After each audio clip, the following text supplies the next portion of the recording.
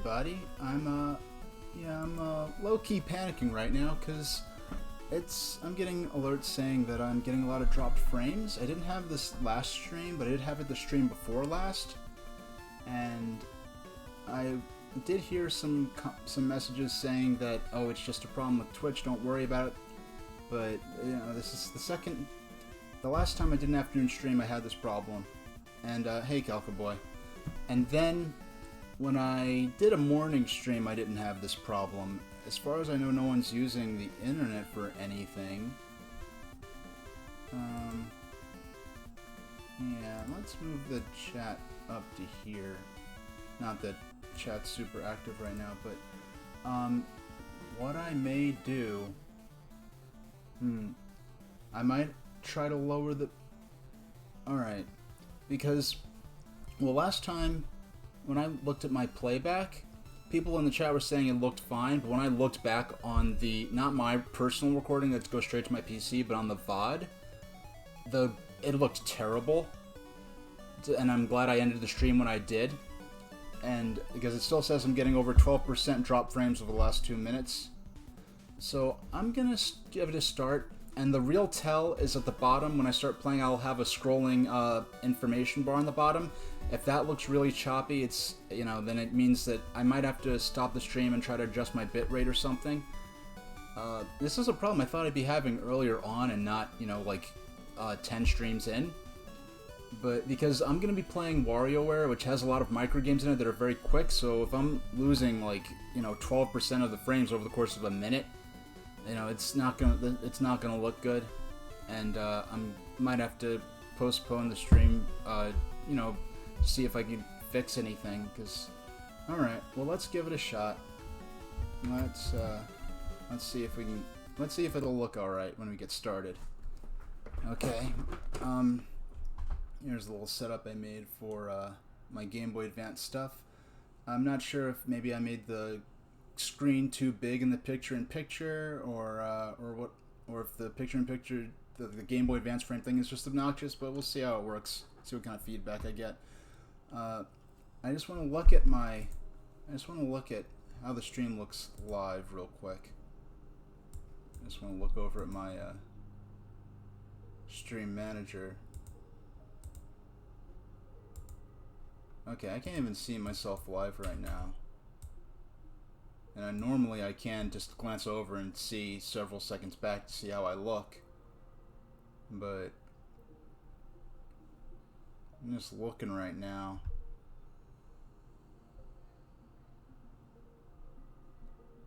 It doesn't even want to load to show me what it looks like a few seconds back. So I'm kind of paranoid as to 10% over the last 2 minutes. Alright. I'm gonna play for a few minutes. Then I might end the stream for no more than 5 or 6 minutes and look back and see if it looks acceptable, because it's giving me all kinds of... it's giving me lots of frame rate alerts, and then my live feed isn't... But I don't want to worry too much about it. Let's just get started with the game. I like how they have the milky blue Game Boy Advance in the frame. That was one of the launch colors in North America. I think the launch colors for the GBA were... Okay, that's nice. Yeah, I think the launch colors for the GBA were the purple one. That clear one, which is what they call milky blue. I think there was a third one somewhere. Well, let's let the intro play out since it's our first time playing this. Now... How I knew about this game, but how I got turned onto it was, I guess I wasn't too interested in it, but I saw a game on, no, it was a GameCube demo disc I somehow got my hands on. Like, I think I bought it after market or something for only a few bucks. And one of the features was you could connect your Game Boy Advance and download a temporary demo of... Ah, shucks. Yeah, it's hard to get a good time that's good for everyone, because some of my other regulars are actually they come on they're UK based, so they're like 5 hours ahead of us. So like this is like a more ideal time for them. So I try to just do a variation. Usually, I started on 2 streams so I could maybe spend more time doing YouTube stuff. But at least one of the streams each week is gonna be. I'm probably gonna do one morning and one afternoon one maybe. It also depends on my availability. But it's just interesting, this whole unique cast of characters that are unique to WarioWare, but theoretically, well, I guess these all exist in the Mario universe, but they've only been featured in the WarioWare games. So we have this sort of suburban-looking town that I guess is somewhere on the same planet as the Mushroom Kingdom, or maybe it's part of the Mushroom Kingdom. But the aesthetics, the level of technology you see is nothing like what you see in the main Mushroom Kingdom where Mario and stuff lives, because this is the same kind of thing with Donkey Kong, where you have like King K. Rool and the Kremlings and all these different characters that are theoretically in the Mario universe, but you'd never imagine like Mario appearing in the Donkey Kong Country sort of art style and universe. So, alright. I think it's pretty obvious what we'll go with for the character name. But yeah, I first got exposed to this through you could connect on a GameCube demo disc to download a temporary demo of WarioWare. Oh, no. STSH, now we end. Yeah, I could have a temporary demo, and that's how I actually got turned on to WarioWare, and I just enjoyed that demo very much. I didn't really know much about it. I just knew it was some mini-game thing, and there were some throwbacks to NES Nintendo stuff. And throwbacks to NES-era Nintendo stuff in a gaming world that existed before the Wii Virtual Console was a much bigger deal. Because back then, if you wanted to play NES games, you had to find an NES in the original cartridges. So the idea of just having access to Nintendo acknowledging these older games was a very new idea then. Because at the time this came out, there were only 2 Smash Brothers games, and even Smash Brothers was a big deal. People were like, whoa, Samus is in this. And, Samus 94... Yeah, Super Metroid was only 4 or 5 years old at the time, but the idea of just having... that Metroid was... There hadn't been a Metroid game since Super Metroid, when the first Smash Brothers came out. And hey, Cat's Eye. No, I'm doing great. I'm doing my first Game Boy Advance stream, using the Wii U here, and guarded by my trusty Intercity 125 power car. And I think I know I'm trying this frame thing to sort of set the mood as to how the game would have actually looked when you were playing it on the original hardware. Maybe it's a little obnoxious or gimmicky. I don't know. But I'd love to hear what you think about that. I actually did first play this on, my first Game Boy was the purple Game Boy Advance. Because I think the launch colors in 2000 were, white flags, give up. The initial launch colors was what they called milky blue and purple, I believe the 2 options were. And I didn't think the purple one looked that cool, but I went with the purple one just because it was either that or the clear blue one, and I didn't like that one as much. And plus, Nintendo was kind of pushing the purple Game Boy Advance and the purple GameCube as sort of the premier colors for the GameCube and Game Boy Advance, so I kind of went with them because they were the default colors. Now, that quick, we've already beaten the first part of this game. Now, I'm getting alerts saying that I'm getting a lot of dropped frames. At the bottom of the screen, that ticker that's scrolling back and forth, it's scrolling in one direction with the game info. That should be scrolling smoothly and without any stuttering. And last time I got these dropped frames messages, people in chat said, oh, it looked fine. But when I went back and looked at the VOD, wait, did I ever... Okay, I did turn on the microphone. Sorry, I'm just paranoid. But when I went back and looked at the VOD, not my personal recording, but the VOD, which is what you guys would have seen watching it, the scrolling on the ticker was very stuttering and jerking, and it looked very bad, and I was glad I actually ended the stream when I did.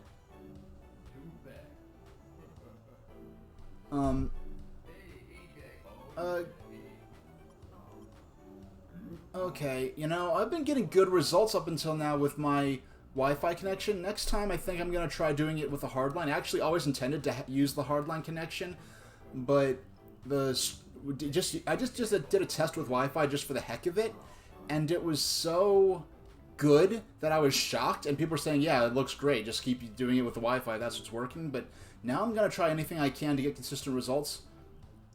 So, yeah, so for now, I guess I'm going to keep on going.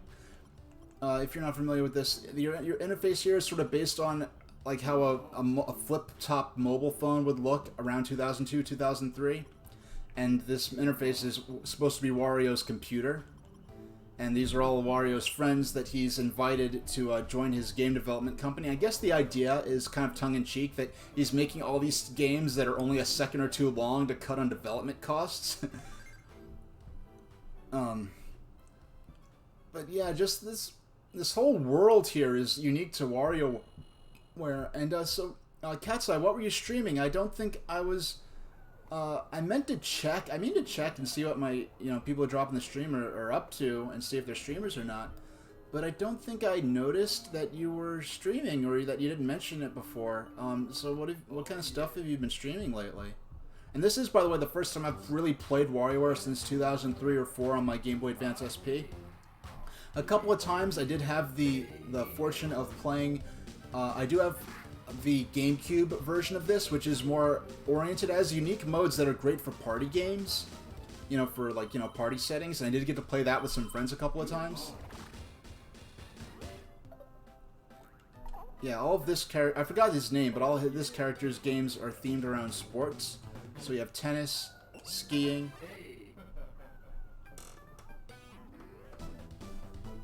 and so forth. Playing a unicycle. I played Smooth Moves on the Wii. I don't think I ever beat it, but I haven't played it since not too long after it came out. I played it at a friend's house a couple of times, then I played it at home as well, and that's a game that I feel seriously suffered from not having the Wii Motion Plus level sensitivity built into the Wii Remote from the beginning. There's so many basic functions of the motions in that game where you had to aim the controller, aim the pointer of the Wii Remote at the screen in order... Aw, shucks, that's my first miss so far. I had to aim the controller at the screen in order for the motion sensing to work properly. And it was not something where I was actually using the pointer, it just needed the pointer to tell if you were twisting the Wii Remote or not. And I could feel that, Wii Motion Plus wasn't even announced yet, but I could feel the limitations of the Wii's motion sensing technology. And the game definitely suffered for it. And also, to a certain extent, the fact that you had to go into specific poses that I would announce beforehand, I could understand why, but it also did take out some of the surprise, I guess, out of... Okay, this is basically Punch-Out.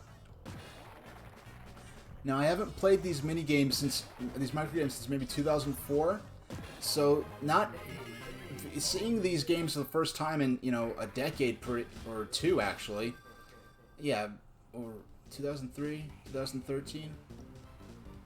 Doggone, how is this game nearly 20 years old? This is kind of scary. But seeing these games for the first time since then, and then also interacting with chat, operating the stream, monitoring my broadcast software, it's bringing back a lot of challenge to playing these microgames that I think would have been missing if I was just playing this casually off stream. Gelateria. That's not a... Gelateria. I know what a gelateria is. How many people... who in chat actually knows what a gelateria is? I happen to know what it is, but that's not a common word. It's kind of obscure that they'd choose them to go hang out in a gelateria, of all things. Okay, so now that we have a branching path, we get to choose which stage we play first. These are all themes. So we had Wario, which is just genre intro games. And we have genre sports with Jimmy. And we have dribble and spits. Well, it just says dribble, but it's dribble and spits. They're a pair. They're the taxi drivers, I believe, and they wear jumpsuits.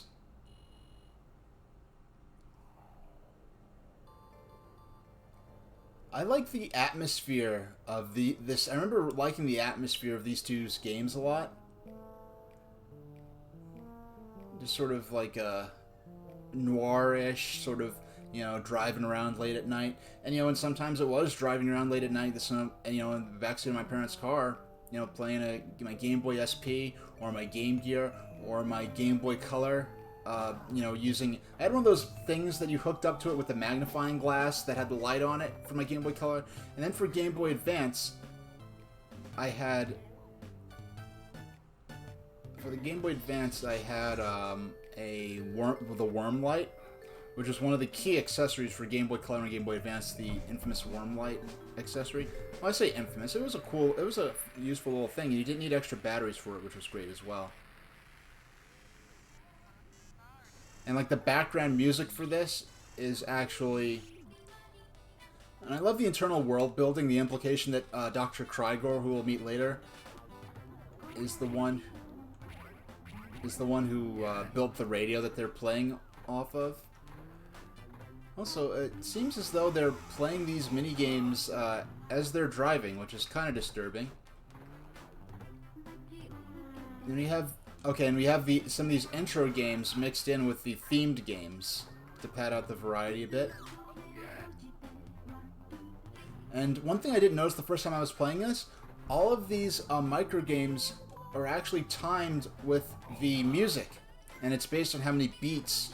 1, 2. Yeah, it's based on how many beats. The minigames are timed in terms of beats.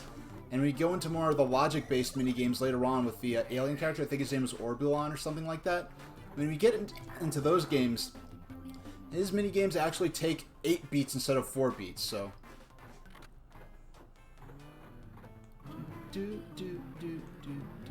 Yeah, it's actually timed with the music. Yeah, I think these are science fiction themed micro games. I can go ahead and say mini games. You know what well, I guess micro. I just want to be accurate to the in-game terminology, which is why, like, I used to insist on saying game pack instead of cartridge when I was talking about Nintendo cartridge games, is they'd always have the specific official terminology, such as for game cartridges on the NES, Super NES, N64, and the Game Boy and Game Boy Advance. Nintendo always called them game packs. That minigame does kind of rely on being able to see in color, which could be a disadvantage if you're colorblind. It just says shoot Mars, and you just have to aim for the red planet. So you have no other context as to which one is supposed to be Mars. It's not flashing or anything like that. Nintendo got better with things like that. Like in Splatoon, I heard there are good accessibility modes for if you can't see in a full color spectrum, where you can see, like, it textures the ink with... It colors the ink with different textures to compensate for the lack of color visibility. There we go. For a second, it says escape. For a second, I thought if you were playing as the cup or as the people. So I'm just glancing over at how my layout looks. I hope the Game Boy Advance frame sort of helps add to the flavor of me playing a GBA game or something like that. Now, I believe this is loosely based off of the Space Fever 2 minigame from Game Boy Camera, which is in turn based on the actual old arcade game Space Fever, which was an early, I think a Nintendo arcade game from the 70s or very early 80s or something like that.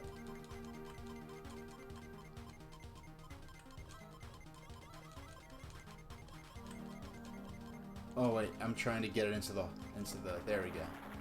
That's more like it. Yeah, it's like the boss stages are actual mini games, and then the regular games are micro games.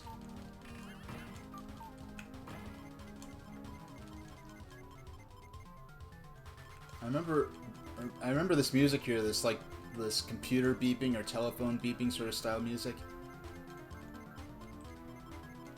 I remember that that sort of razzy sort of sound when the nucleus leaves the cell, or however you want to describe this indescribable object. Yeah, I got this. Yeah, so I first played this, that first Wario intro stage. That was the entirety of the demo that you could play when you downloaded. Well, I had the link cable. I was looking for anything where I could make use of the Game Boy Advance to GameCube connectivity, so I had the demo disc. And I think that had Billy Hatcher and a couple other games on it. Maybe Splinter Cell or something like that. And so you have the sci-fi fantasy sort of theming to this area, and then they pull over to the lighthouse, and it reveals he was actually a merfolk all along.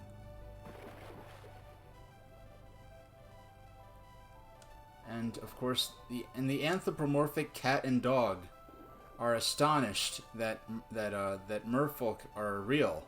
It's like, dude, you're a talking cat and dog that drive a taxi. How could you're astonished by this? So apparently, anthropomorphic animals are normal in this world, but mermaids aren't. Hey, we forgot to collect the fare. I think just the story alone is worth the cost of the fare. So apparently they were driving all night, got to the pier thing at dawn, and we're like, you know what? We've seen everything. Let's go get some gelato.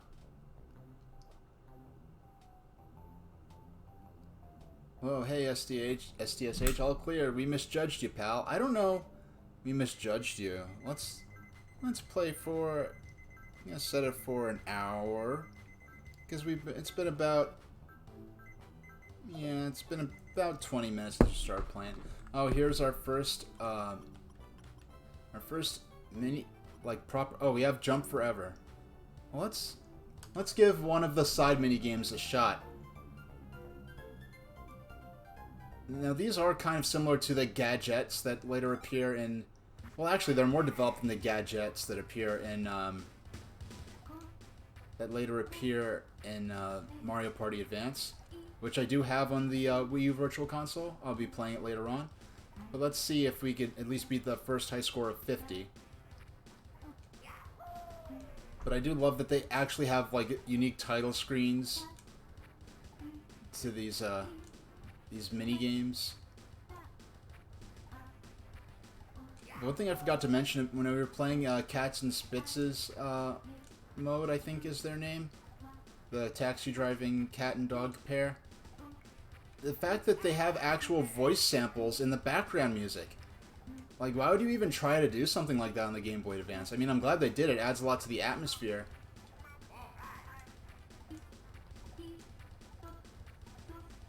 $40, $47, $48, $49, $50. Alright.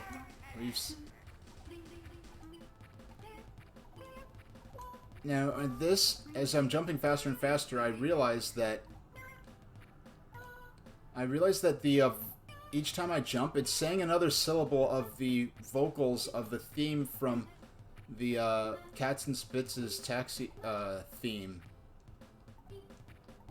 So when it's faster, you can kind of hear it a bit. But, like, who decided to try to do a track with complete vocals? Oh, shucks. Alright, we broke the default high score. So let's go ahead. Let's move on to Mona. I keep Dribble Jimmy. I'm not really fond of his. I don't really have an opinion of. I love Dribble and Spitz. No, I keep calling Cats and Spitz. It's Dribble and Spitz. I love Mona and Knife. I love most of these characters. Jimmy, I don't have an opinion on, but Mona's just kind of the sort of wacky girl. Genre strange. Hey, I'm okay. Oh, I forgot. There's flavor text beneath their profiles. Genre sci-fi. Hey, it's me, Dribble. It's me, Dribble again. I've never met you before. As cabbies, Spitz and I keep collecting fares. And oops, I didn't mean to do that. And losing hairs. Okay. Genre strange. Hey, I'm Mona, and I'm super busy. One word, super busy. I'm late again, so I've got to ditch 15 cops to save time. Those other games are boring, but not mine. They're strange, but perfect for a guy like you, STSH. Yeah, okay. I don't know how good like the frame rate is on the stream, but I am recording this on my own machine, so I think I'll actually go ahead and upload my personal recording instead of, because I am working on getting these all up on YouTube to so I could link to them in one of my panels on my channel page, so you could, because already some of my earliest VODs are have been lost. Okay. Using this, what looks to be an actual digitized photograph as the background for this. She's driving her Vespa. And I just like how the genre is strange.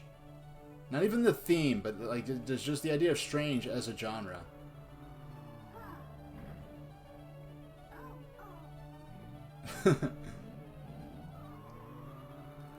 Now I actually heard that apparently the team that was working on this did so without any official authorization from Nintendo. Like they were just a bunch of programmers, I guess, just started working on this and then got worried about getting greenlit later.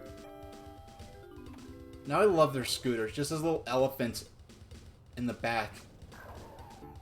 Just attack the police.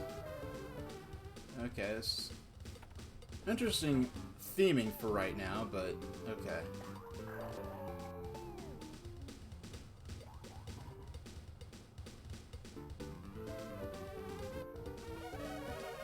Yeah, this is some like Blues Brothers tier shenanigans right now. I love how it's when it's zoomed out, the monkey is so tiny and cute, but when it zooms in, it's like this cartoony, creepily realistic style, kind of like when it's. So right now we're playing as a monkey wearing a VR helmet that's throwing bananas at cop cars by picking a nose. I don't even know.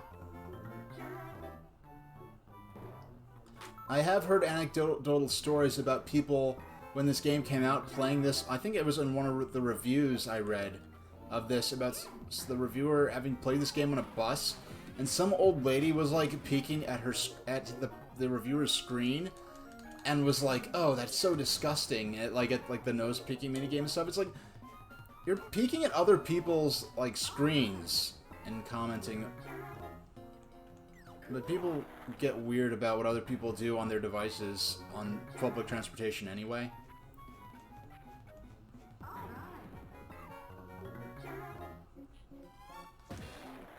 And it's interesting how these little bite-sized. There we go. I love that little tiny sprite, little pixelated sprite they made just to be caught by those tweezers. But I like how these little bite-sized microgames kind of predicted, you know, the rise of mobile gaming as an even more bite-sized thing than regular, you know, Game Boy Advance games. Because that really was one of the things this game succeeded at, was just being those little bite-sized games. This is one of those, when the original model Nintendo DS came out, where the cartridge, you could have your DS cartridge in there, and then have a Game Boy Advance game. You wanted a Game Boy Advance game in there just to protect the cartridge slot. That was like effortless, that boss game right there. But you'd want to have a Game Boy Advance game in your original model Nintendo DS, the one that launched in November 2004, just to protect from dust. And so you just have two games on you. So what I would like to do is I'd have my DS game, and just the fact that the DS could have that, the DS games had sleep mode. It was the first time that, I know a Nintendo handheld had a universal sleep system where you could automatically put the system into sleep mode, because the Game Boy Advance had no sleep mode. Certain games like Metroid Fusion, Mario and Luigi, Golden Sun did have a sleep mode, and that was a revolutionary thing at the time. You had to access it through a menu. But just the idea of having a sleep mode that was started to really become more frequently accessible later on into the system's life, when you get into like 2002, 3 or so. Just having that was an awesome thing. But so you have sleep modes now. Those games are, you could put them to sleep in a moment's notice. And let's play Chirotori. This is mainly this is a 2-player game where 2 players would hold the controller and each one would operate. Now I'm going to play as blue. You just wait till it's facing the direction you want and then hit the remote or hit the button. And you have the right and left here. That's, oh, I'm kind of gotten into a sort of loop here.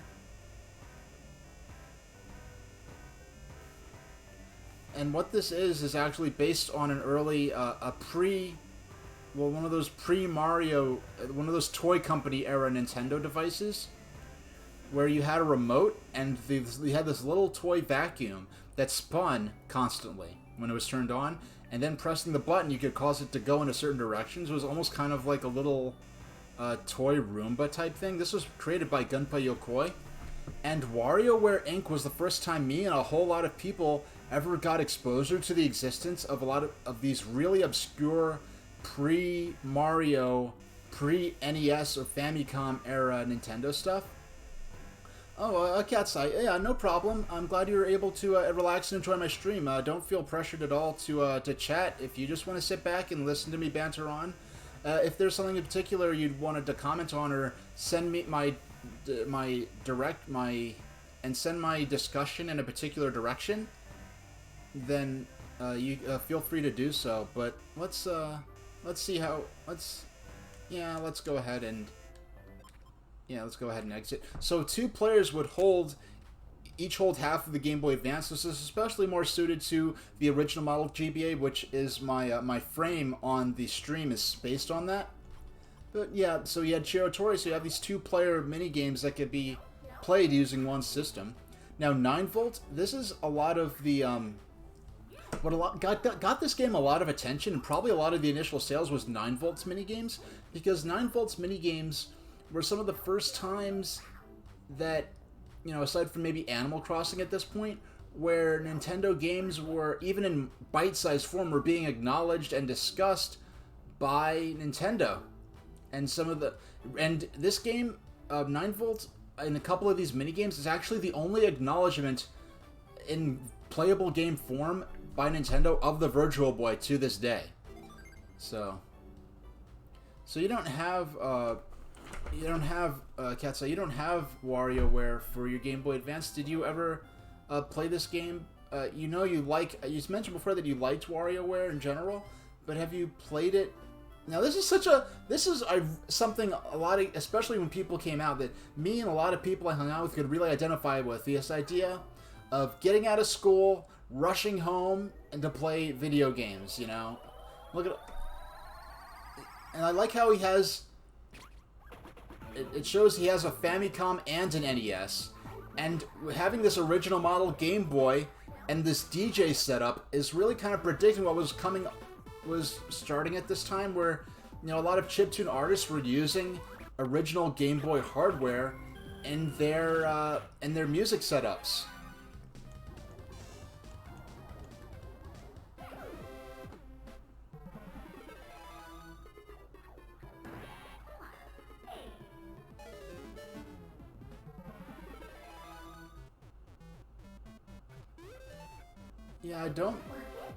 I can't even say if it's, because I'm using Streamlabs OBS. I don't know if it's my broadcast software or my actual connection, because I was kind of...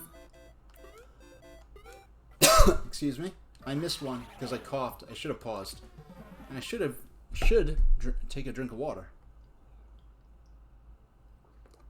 I tried to set up one of those hydrate bots to remind me, but I generally haven't either. I've generally been good at taking water regularly, but I tried to set one up. I never saw it posted here before. Now this is it's a Nintendo Retro. That's a reference to a where I'm at, it's very warm. It's much cooler inside because I do have central air conditioning. It's tougher for some streamers who live in more temperate parts of the country, in older houses that don't have central air conditioning, because it's really only an issue in the summer. Whereas now this is a reference to like a pre-Famicom. That racing game was a reference to, like, I think it was called Racing 112, which is a pre-Famicom plug racing game that was only released in Japan. There we go. Wario Clash recreated for a several second-long minigame on the Game Boy Advance. You know, it's a real shame. Yeah, and here we have, this was called Ultra Launch or something like that. I forgot it, and I know I'm gonna be... This is the type of thing where if I forget the name of someone else who's streaming it, I go, like, nuts. Like, no, it's called Ultra, whatever. Ultra... yeah, if I was playing this... If I was watching someone streaming it, I'm sure I'd know the name, but I forgot the name of it as I'm playing it. But it's a, you know, a baseball pitching accessory, so that you could practice hitting baseballs. It would actually launch wiffle ball type sort of balls. It wouldn't launch full size and weight baseballs. I think that would take something much more complicated. But because you're only playing to the first boss. I love how, like, the dog... Oh! The Game Boy Advance SP is here. So this was made late enough that the Game Boy Advance SP was a new thing. I don't have my Game Boy Advance SP handy, but, you know, being a self-conscious nerd in the early 2000s and owning a purple Game Boy Advance, you wanted, like, it was something, having a purple, like, gaming was cooler by early 2000s. By the time I was in high school, gaming was more acceptable than it was a decade earlier in, like, the early 90s, but it still had a long way to go to where it's at today. And even today, there's still a long way to go. People still think of it as, like, a childish hobby, or you think it's...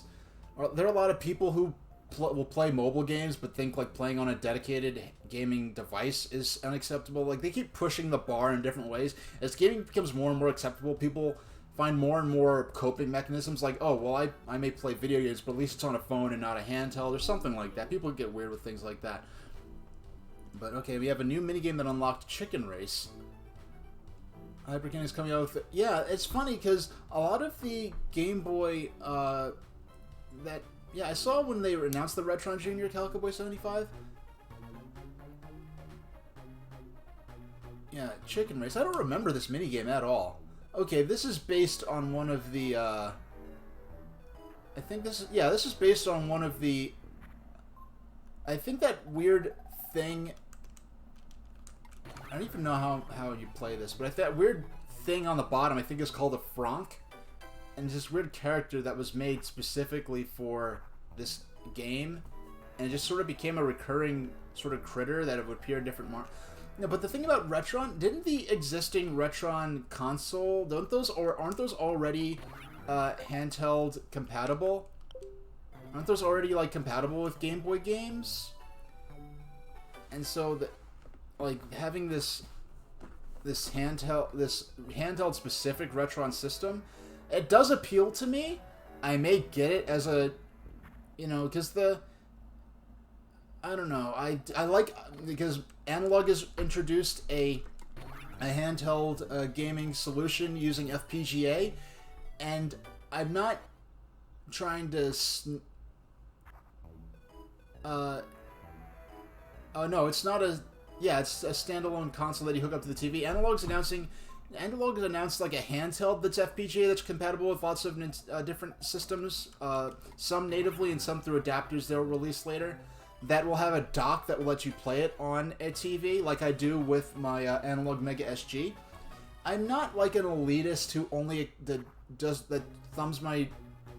Some people don't like Retron just because it's emulation, and there's some people who don't like the fact that some of the emulators that Retron is using are emulators that were released for non-commercial purposes, and they're disobeying those licenses and the wishes of the creators to use them in their for-profit system. Which is, okay, genre remix. So now we're going to play a remix of a lot of the games that we've already played. So now it's starting to up the challenge as we get more and more games from a different mix of But for my purpose, like a lot of my main Game Boy and Game Boy Color and Game Boy Advance solution right now, I do have an adapter for analog to HD. I see if my Elgato HD60S will accept that and give me a good signal out of it. If not, they are those GameCube to HD converters that have produced really good looking results, and I want to use that for my to do like I do have Game Boy Player, and I could use that to output my Game Boy Player in HD to my Elgato. But because that's what I would be using for games like this, and use the original cartridges. But if I can have it set up so that, but because Wii U happens to have Game Boy Advance games on its Virtual Console, I could just do it directly and not have to worry with so much hardware or getting additional equipment. My main concern right now is just being able to stream in an acceptable quality with as few purchases and extra equipment as possible, I guess. But I do, from using actual cartridges and Game Boy games that aren't available in any official digital format on the Wii U or anything like that, I do want to have use my Game Boy Player and some kind of HD conversion or solution to be able to put that out in quality that looks as good as what I'm getting on my Analog Mega SG. And then I've heard about compatibility issues with some of Retron's systems. So I would, and plus, if I'm there's a certain logic to where, okay, yeah, I'm using the original cartridges, but I'm not playing it off the cartridge. I'm basically ripping a ROM from the cartridge. At which point, what's the difference between that and using PC emulation? Which I'd rather avoid using PC emulation when possible, but, in a lot of cases, there's going to be no other practical choice.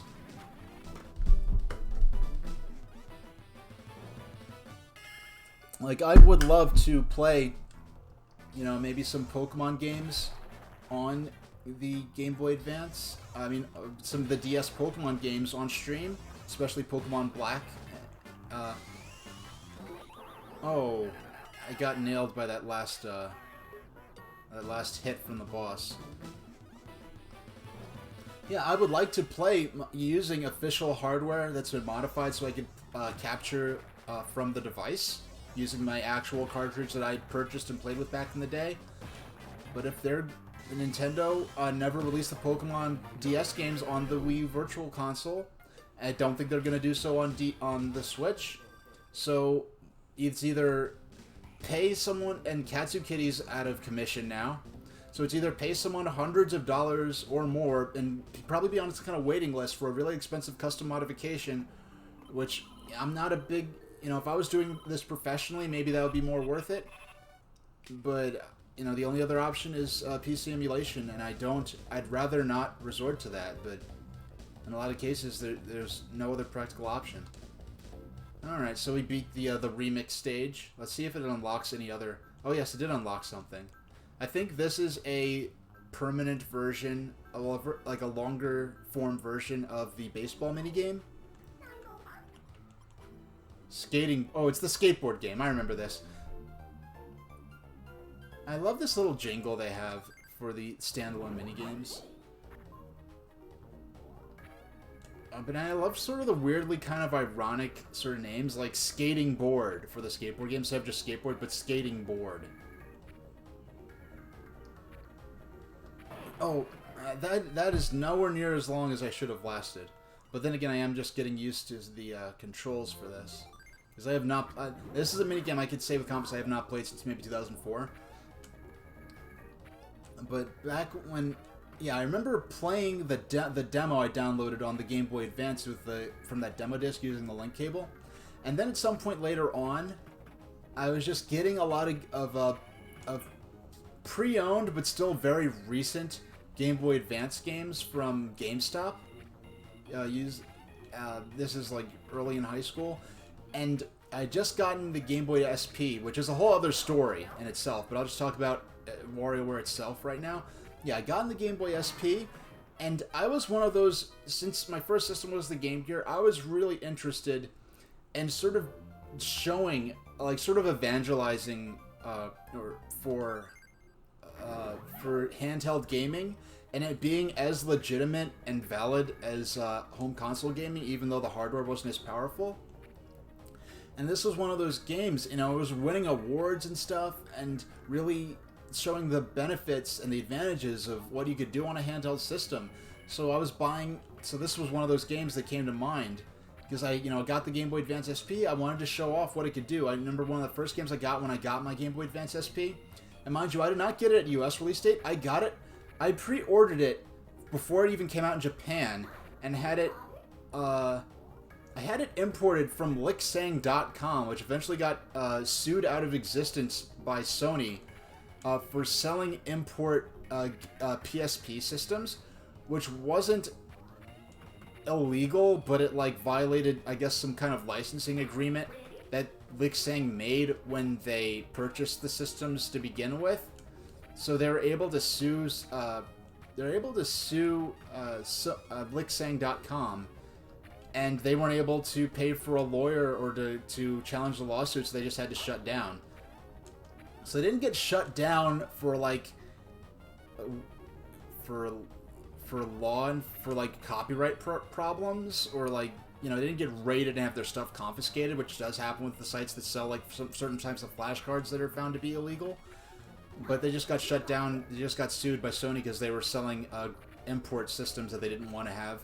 So, but that's how I got my Game Boy Advance SP. The reason I imported it, well, I was a self-conscious high school student, so I wanted to get rid of my black Game Boy SP, which my black original model Game Boy Advance, and the Game Boy Advance SP, I could get a black. It was available in black in Japan, and you can get it. And so it had a much more sophisticated looking design. It looked like a flip phone. And, yeah, are the drawings of my dorm and my alter ego, they're anime versions. If you were to imagine them as real life beings, would they look just like their anime counterparts or look more realistic? You know how when they adapt a cartoon character for a movie and they make it look more real? That's an interesting question. I guess they're just kind of how my artist friend Akita Space Cat. I will just throw a link to her in the chat right there. But yeah, my artist, she basically depicts them as I imagine them.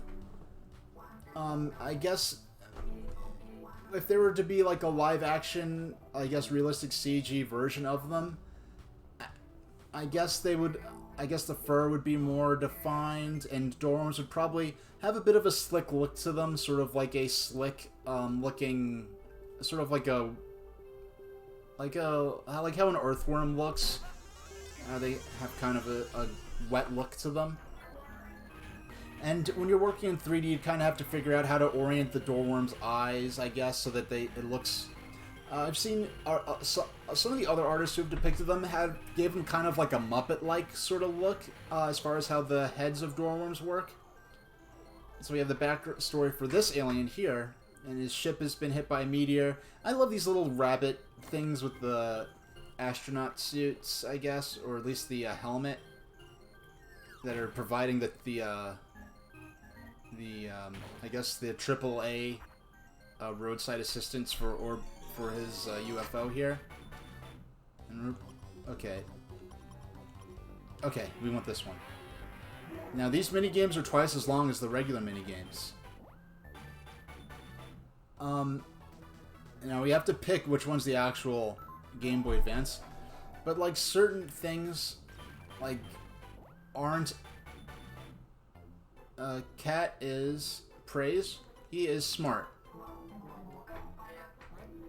Yeah, so they pretty much, I guess, look like in the art. You could kind of just 1, 2, 3, 4, 5. It's kind of to think of it kind of like maybe like Detective Pikachu, where it's like when you're watching when you're playing the games or looking at the anime, you could kind of assume that that's how the creatures look in that world because that's how that world's depicted. Whereas in the Detective Pikachu movie, it is they kind of established that what we're seeing in Detective Pikachu... Okay, I have to find... No, I picked... I didn't mean to hit that one, so we lost a guy there. There we go. Nice and comfy. But, yeah, we're Detective Pikachu, it sort of gets at the idea that we're seeing a depiction of the real Pokemon world as the same Pokemon world that we see maybe in the anime or the games, but now it's just being depicted using a mix of live action and CG. So you can kind of just assume that that's however they look is sort of just based on... Oh, I missed that one. Yeah, these are logic games, so it's a lot easier to just take an action and focus on how they look.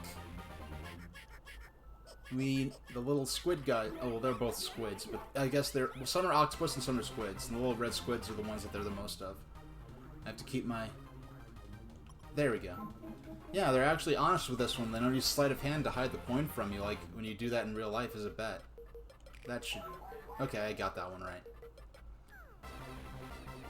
But when I got my Game Boy Advance SP, we were looking for the Calico. There we go. One of the first games I got when I got my Game Boy Advance SP was Super Monkey Ball Jr., which is the Game Boy Advance version. Well, it's a unique version of Super Monkey Ball for Game Boy Advance. And we can attack now. What will we do? Need drop or need drop? We want to do need drop. And it actually has a pretty impressive 3D duck or dock. We want a duck. Ungur's attack does not affect you. Try using magic. What will you do? Impost or impose? I feel like that was a weird translation job. Last chance. Time it and press A. Failure, success. Success. One of the later versions of this boss fight, it says escape or escapade, and that one always amused me. You know, it's funny. I guess because I like strawberry crepes, I never... Actually, did you see the artwork of Calico Boy? Have you seen... I'll use this chance during the... Have you seen the artwork of my character eating a crepe at IHOP? I guess I should make these things more handy. I don't know how to capture... and we have more and more people hanging out at the gelateria as we go deeper into... As we clear more stages, we get more and more of the characters whose stages we clear hanging out at the gelateria.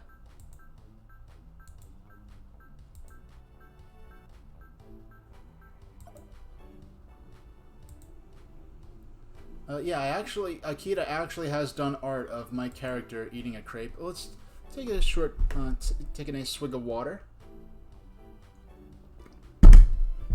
Let me add this into the stream real quick. Add source, add new, crepe. Okay, yeah, we have, here we go. There we go. Yeah, yeah, it's my character at IHOP with his doorworm. And I'd always order strawberry crepes, and I'd have a cup of hot coffee there. And there's my Pikachu Nintendo 3DS that I actually do have in real life. Because that's a 3DS I was using after I think about 2011. Whenever, not too long after new 3DS came out, I switched to that one for not entirely happy reasons. But I actually gave my 3DS that I had before the Pikachu faceplate one to the artist who did this for me, because she's my pal. She didn't have a 3DS for Pokemon Sun and Moon, so I sent her that one. So, and this is actually based on a photo I took at the IHOP I always used to eat at. So, yeah. The IHOPs where I'm at now aren't as good, unfortunately. So, Dr. Cygor, genre reality. Hello, I am the genius, Dr. Crygor. I made a miscalculation, and now I have an output error. Urgent. Flush this thing 15 times to restore order.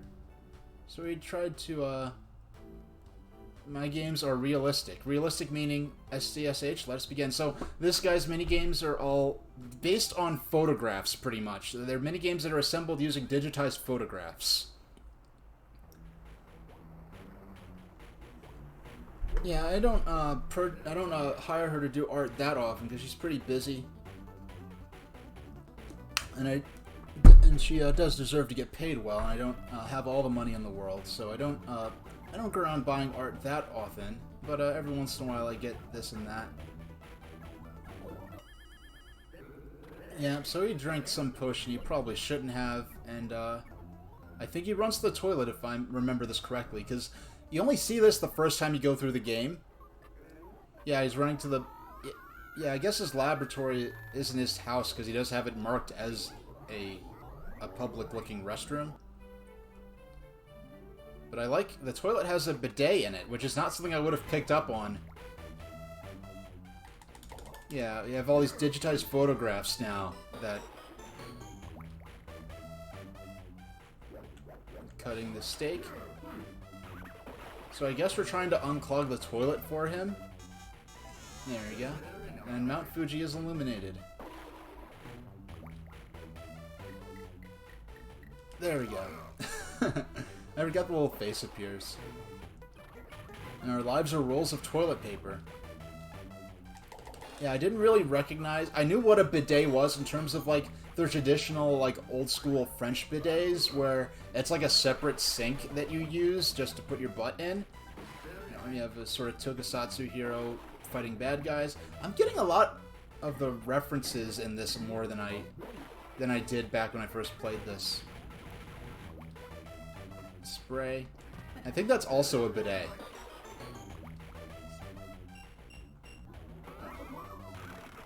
Oh, that's cool that you found, you know, an artist who, I love how the Kali's like, aww, when... And that's a tasty-looking little cake, especially with the strawberry on top. Smash 2. This reality-based? What is that supposed to be reality of? Edamame. I knew what edamame was. Now you could pinch to shoot the beans out. Yeah, I was one of the only people who knew that that was edamame, because edamame was not very common back when... No, like, this is reality. This could not possibly have less to do with reality, this situation right here. But whatever. Yeah, but it's cool that you have an artist that, you know, does some free art for you sometimes. Oh, I missed... Oh, I guess the world has been destroyed now because I missed that small metal walnut, or whatever that's supposed to be. We have 2 lives left.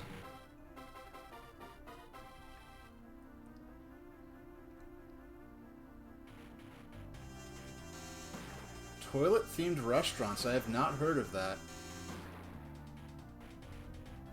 How does a toilet-themed restaurant work, if I want to know? Okay, we're apparently saving the world right now from meteors. This is pretty serious. And wedges of cheese? We've already made it further than we did last time. We have little ones this time. Don't be a butt. Okay, there we go.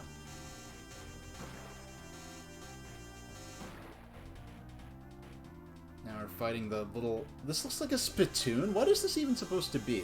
Looks like a spittoon? Okay. Yeah, I've never even heard of toilet-themed restaurants, but there are all kinds of weirdly themed restaurants out there, so I wouldn't be too surprised if there's one themed around toilets. It's according to my... Yeah, according to my alerts, they hasn't been many drop frames at this point. Yeah, I'll check it out later on, because even if I went now, I thought the whole point of that was to fix the toilet. We ended up not being able to fix for it. Yeah, I'll search for toilet-themed restaurants and see what shows up. I know at least in Japan, they're a lot more chill with, like, toilet humor, I guess, so to speak. I mean, it's saying toilet humor. You could sound so bad, and it's not. But I know there was a lot of stuff in the original Digimon anime that they had to censor for the US version. Where, like, there's a scene, I think, where Agumon is using the toilet and having a bad time with it. And then in the US version, they had to censor it but they couldn't get around what was going on, so they had to make it the dialogue that he's like, oh, I'm on the toilet, I just was in the bathroom because I was so afraid, or something weird like that. But it's like, the dialogue clearly has nothing to do with what's happening on screen, and it's just like paper thin censorship. Mini urinals for the are the cups for your drinks, so they go pretty deep into the theming with that, huh? Ding Dong, 2 players. All these 2-player games, they don't really play very well. Cat. I forgot. It's Cat and her sister, right? Or did they not introduce... Okay, it's Cat. It's the sister. When they're 2 characters, when it's like is Cat... I knew there was... I thought there was a character named Cat in this. I forgot. So there's Dribble and Spitz, and because one of them is a cat, I thought their name was Cat. I forgot all about these 2 little, I guess, ninja-themed characters. I forgot that one of them was named Cat, so I wasn't entirely wrong that there was a character named Cat in this. Their minigames are themed after nature. A very interesting interpretation of nature. It seems like we're going to be able to probably get through the main campaign before we switch to Mario Party 2. Let's see.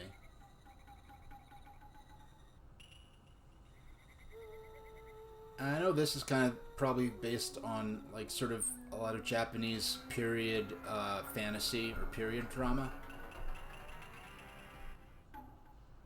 And the food is made and arranged to look like poop. It's not very advertising, I think. Yeah. yeah. Well, they definitely went all the way through with the theming on this, but it looks like this ghost character is making the lord of the castle ill, I guess, with bad magic or something. So we have to stop this. I forgot, because you only see this the first time you play through these intros, I think. Oh, he possessed him. That's what's going on. Yeah, I forgot all about the backstory for a lot of these characters. I remember Mona's, because that's very... Well, I remember the gist of Mona's, but I don't remember the specifics, that she was running from the cops. I just remember that you were a Ninja Girl, save me.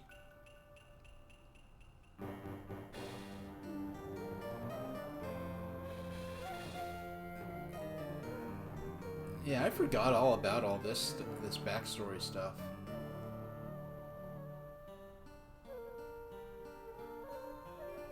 Let me just get up for a little stretch. Stretch a bit. There we go.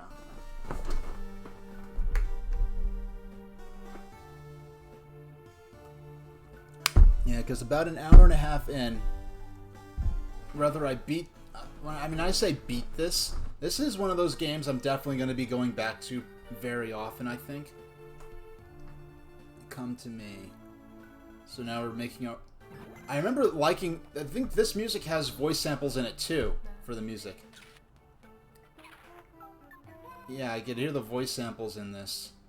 So we're just making our way through this Japanese castle to save the lord of the castle who's been possessed. My first... Well, I was kind of familiar with this stuff, but the first time I really encountered it in a video game was in Mystical Ninja starring Goemon for the Nintendo 64. And that was one of those games where they really... oh, thank goodness that they translated that game and localized it, because that's not an obvious choice for... That looks like a Trapinch from Pokemon. One of those games that really probably shouldn't have been translated. It's been localized for a US release. I'm very glad it was. Yeah, fed the snail.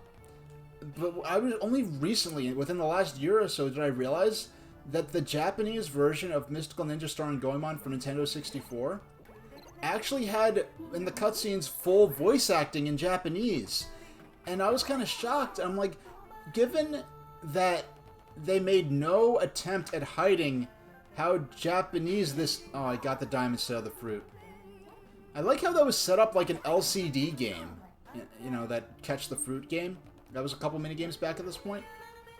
And you have some other normal minigames mixed in here. But just the idea that they did nothing to hide how Japanese that game was, but then they took away the Japanese voice acting, which only would have added to the game's presentation values. And it's not like even in in the final game they had English subtitles anyway, so it's not like American kids playing the game wouldn't have known how to play the game or what the characters were saying. I mean, that was probably... Mystical Ninja Star and Goemon was one of the most extremely in-your-face Japanese games around at the time. So the fact that they took away the voice acting, maybe taking away the voice acting let them use a cheaper cartridge that had less memory in it. Is that you know what I really don't like is how a lot of a lot of third-party Nintendo games, well, you had a battery in. Okay, I made it. A lot of N64 games, well, it was a cartridge, so you could save on the battery pack. But well, there's advantages and disadvantages. So a lot of N64 games, it was a cartridge, so you could save on the battery pack. But N64 still had memory cards, or controller packs, as they called them. I don't think they were called memory packs, they were just called controller packs.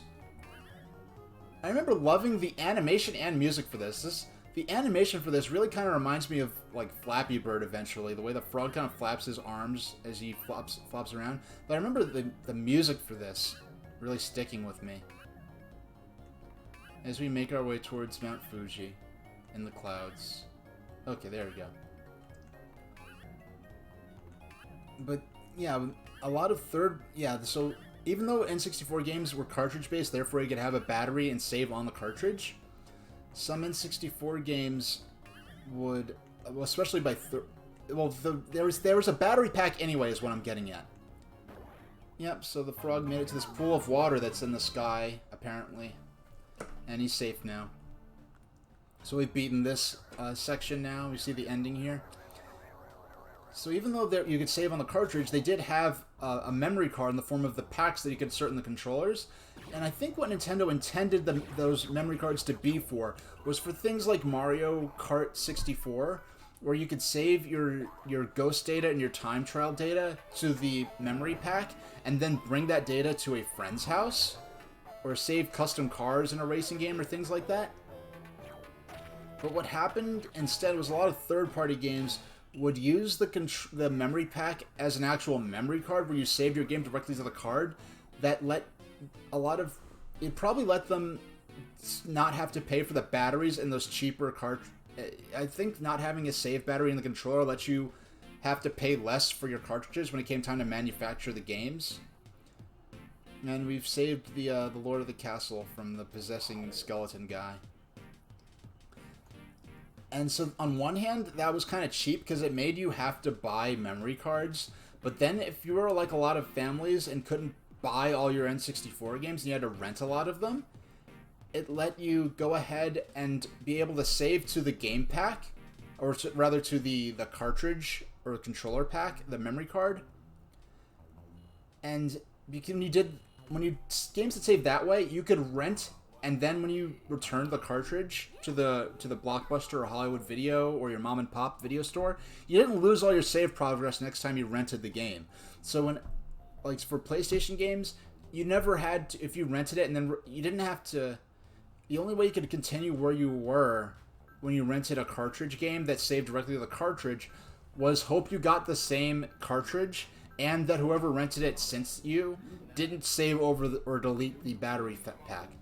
So we only have one more remix here before, like, the variety packet. We only have one more of these before the final Wario stage, and then we'll have beaten the main campaign of the main campaign of WarioWare.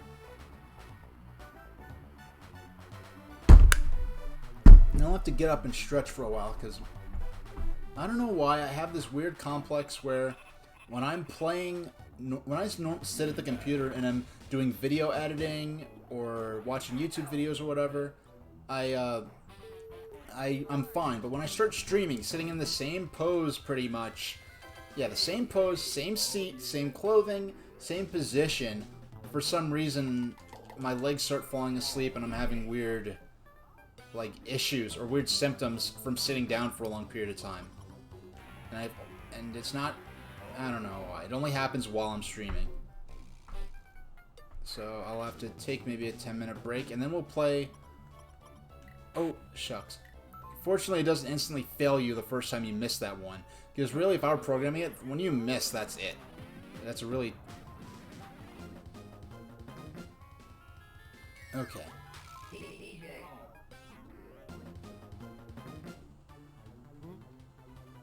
We're looking for the tomato. That was one of the more obvious versions of this minigame. And it's interesting, I remember playing this on a Game Boy Advance SP back then, and how the phone sort of style interface really did sort of emulate how most mobile phones were at the time. There we go.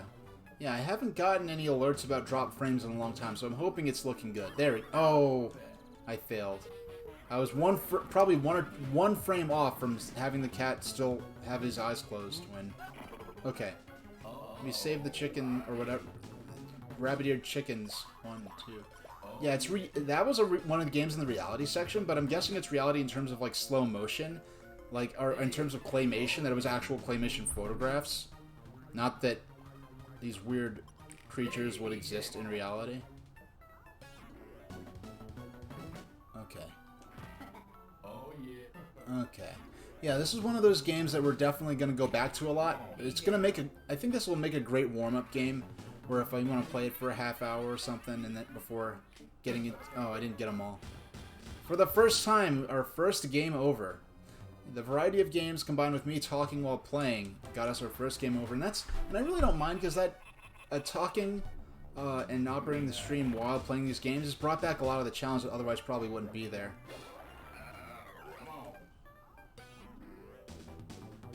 There we go. Inspect. That's...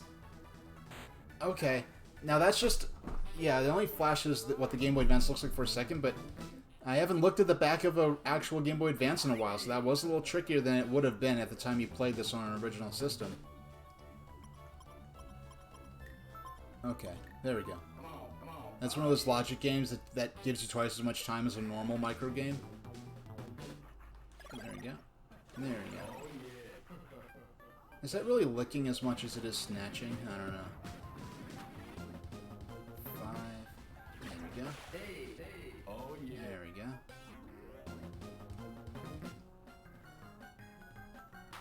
Yeah, I never got into this, but do you know if this game is not on Nintendo Switch? As far as there's no virtual console service on the Game Boy on the Nintendo Switch. What you have instead is when you pay for Nintendo Switch Online, there's a selection of games for old consoles that are made available to you, but you have to continuously pay for the Nintendo Switch Online subscription to have access to them. So the virtual console model, where you buy a classic game and then you keep it and you have it forever, that is gone forever. It seems like Nintendo's not going back to that. So yeah, it's unfortunate. So it's actually the virtual console selections on here, especially for Game Boy Advance and for... Okay, we got it, just barely. For Game Boy Advance and especially for Nintendo DS, it seems rather unlikely that those games are ever going to be offered for sale by Nintendo digitally again. So especially with the DS games, I'm interested in getting as many of those as I can on the Nintendo's... the Wii U Virtual Console. They are more... No, they're more of the red ones. And I should have took my time and counted better. I only have 1 life left to beat this with. Okay, there we go. Okay, I just have to beat the boss in one... I forgot what's gonna... Okay, for all the remixes, it's gonna offer the sports boss, which is the boxing minigame. Okay. Oh! There we go. We got it. Only the last. After this, we only have the last Wario stage to go, and then we'll have beaten the game, so to speak. But this is really a game more themed around getting as high a score as possible than beating it, as it were, because we've... What, did it take us maybe an hour to get through this? In about an hour, I was planning on... About 10 minutes, I was planning on switching to Mario Party 2 anyway. But this is definitely a game we're going to be coming back to again and again. Oh, we unlocked the paper airplane game. So actually, let's give that a shot. There's a paper airplane game for PC that I've not been able to find archived anywhere. And when I say PC, I mean like old school early 90s IBM DOS PC. So like an old DOS game that I got on a floppy disk in the 90s that I've never found any archived copy of it. I have it on my IBM PC, my old my PS2 Value Point IBM from like 93 that I have not had hooked up since maybe 2003 at the latest. And I have it on there, but I don't even know if it'll boot up now. I don't know if it's safe to boot it up. I don't know if the power supply is still good. I'd really need someone to restore it probably before, or even take a swing at restoring it myself. I'm not sure if it'll start smoking or something if I turned it on now. Because I know from watching LGR's videos on YouTube, who's into old DOS era PC stuff, I have broken the high score, so everything we have from this point on is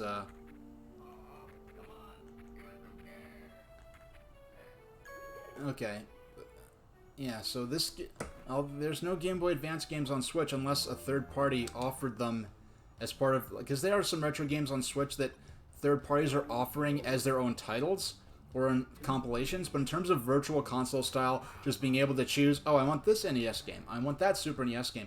And plus, Nintendo has had this weird hang-up where accepting Wii U, which I think they only did because of the handheld-like nature of the Wii U gamepad here, they have not offered any handheld games on the Virtual Console on home consoles, only on the Nintendo 3DS family systems, where you were able to do things like you have your Game Boy and Game Gear games, but Nintendo has not offered Game Boy, like 8-bit Game Boy games for sale on any system. Game Boy games have only been available on the 3DS Virtual Console. They have not been available on Wii or Wii U or on the Nintendo Switch. Okay, so we have the last level here. Let's see if we can beat it our first try. But there we go. You have to be familiar with what Wario already looks like to succeed in that minigame. But yeah, this is, like I said, this is a good game that's good for quick bursts of play. And now I want a grinder, jeez. Or a hoagie, or a submarine, or a po' boy, or whatever you call it in your region. Look, there we go. But I do like how this music hints at the Wario Land, Super Mario Land 3 theme, the like that theme. Raise. Oh, there we go. But yeah, so you have the ability to put the original model DS to sleep, but then having basically just as a matter of protecting the slot from damage, having a Game Boy Advance game always in the cartridge slot, you always had two game... I love this. The mixture of the Super Mario Land graphics with the Super Mario Land 3 graphics. Because there are not many acknowledgements of the Super Mario Land 1 style outside of the game itself. There we go. I just love how all these minigames, microgames, involve Wario himself. Oh, I ran out of bullets. Lost a life there. Oh, shucks. Yeah, this is getting intense now. This is no joke anymore. Oh! There we go. Boss level? Okay. Yeah, really cranking up the difficulty.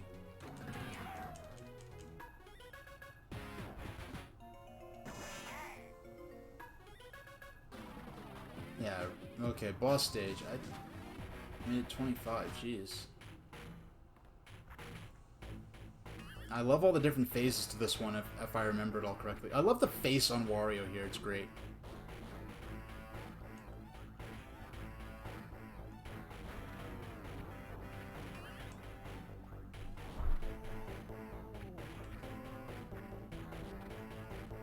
Oh, I missed it.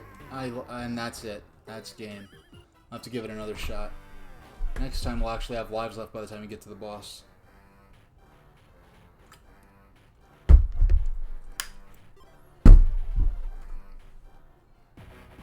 Love how all the Warios come back out of the trash can when you restart. And there we go. Yeah, I haven't gotten... So, yeah, I don't really keep getting it and then getting distracted. I'll say it now while it's still pretty light on the difficulty in these microgames. But what happened is, well, so on the original Model DS, you'd always have a Game Boy Advance. Well, most people, at least I would. I mean, why would you not take advantage of being able to have a Game Boy Advance game in the...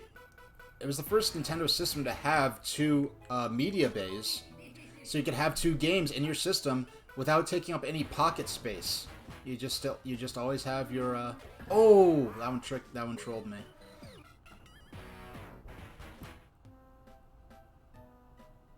There we go. Yeah, you'd always have at least two games on you just by carrying the system with you without having to carry extra cartridges in your pocket or in a case or anything like that. So the Game Boy Advance game I'd put in would usually be either WarioWare or one of the NES classic games like Pac-Man. That, you know, Pac-Man is perfect, is the game I most often had in my,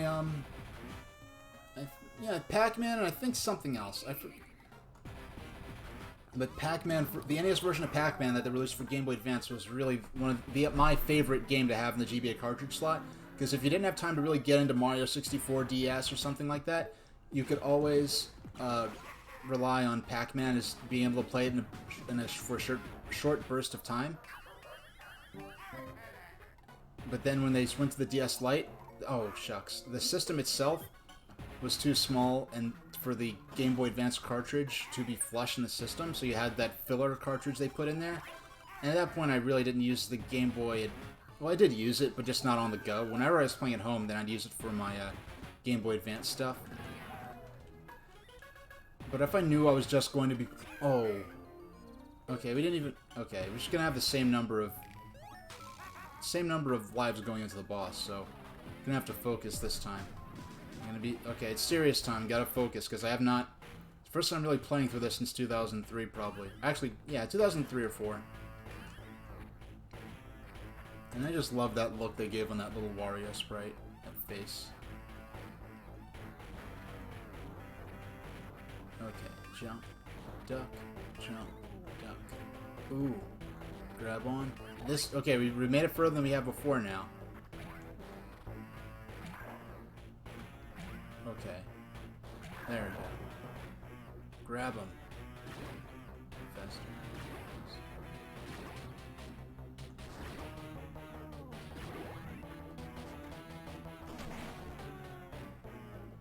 Okay, I forgot about this part. What's... Oh, it's the boomerang?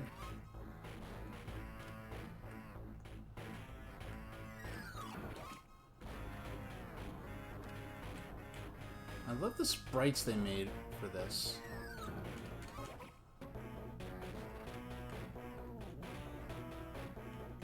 Oh no! Oh, we came so close. I think that was the last boss. Oh, yeah, hey Farron Boy 86. We were talking all about, you know, about how I first got turned on to this with that demo disc that I think that came with Billy Hatcher and the original Splinter Cell, and you could download the demo. You could download the demo of this game, of the first part of this game. Oh, shucks. Okay, I'm gonna go ahead and deliberately just... Because we're going to need all 4 lives, I'm just going to deliberately just call it there, and just go ahead, because... Yeah, about how I just got my Game Boy Advance SP, that I, like, had imported from Hong Kong or something. Yeah, I imported it. It was a Japanese Game Boy Advance SP, because I wanted the black color, because I was a self-conscious nerd in high school, and wanted to get rid of my purple GBA, and to replace it with the black Game Boy SP, which looked a lot like a phone, like the flip phones at the time, so it looked more mature, sophisticated, I guess. Less toy-like.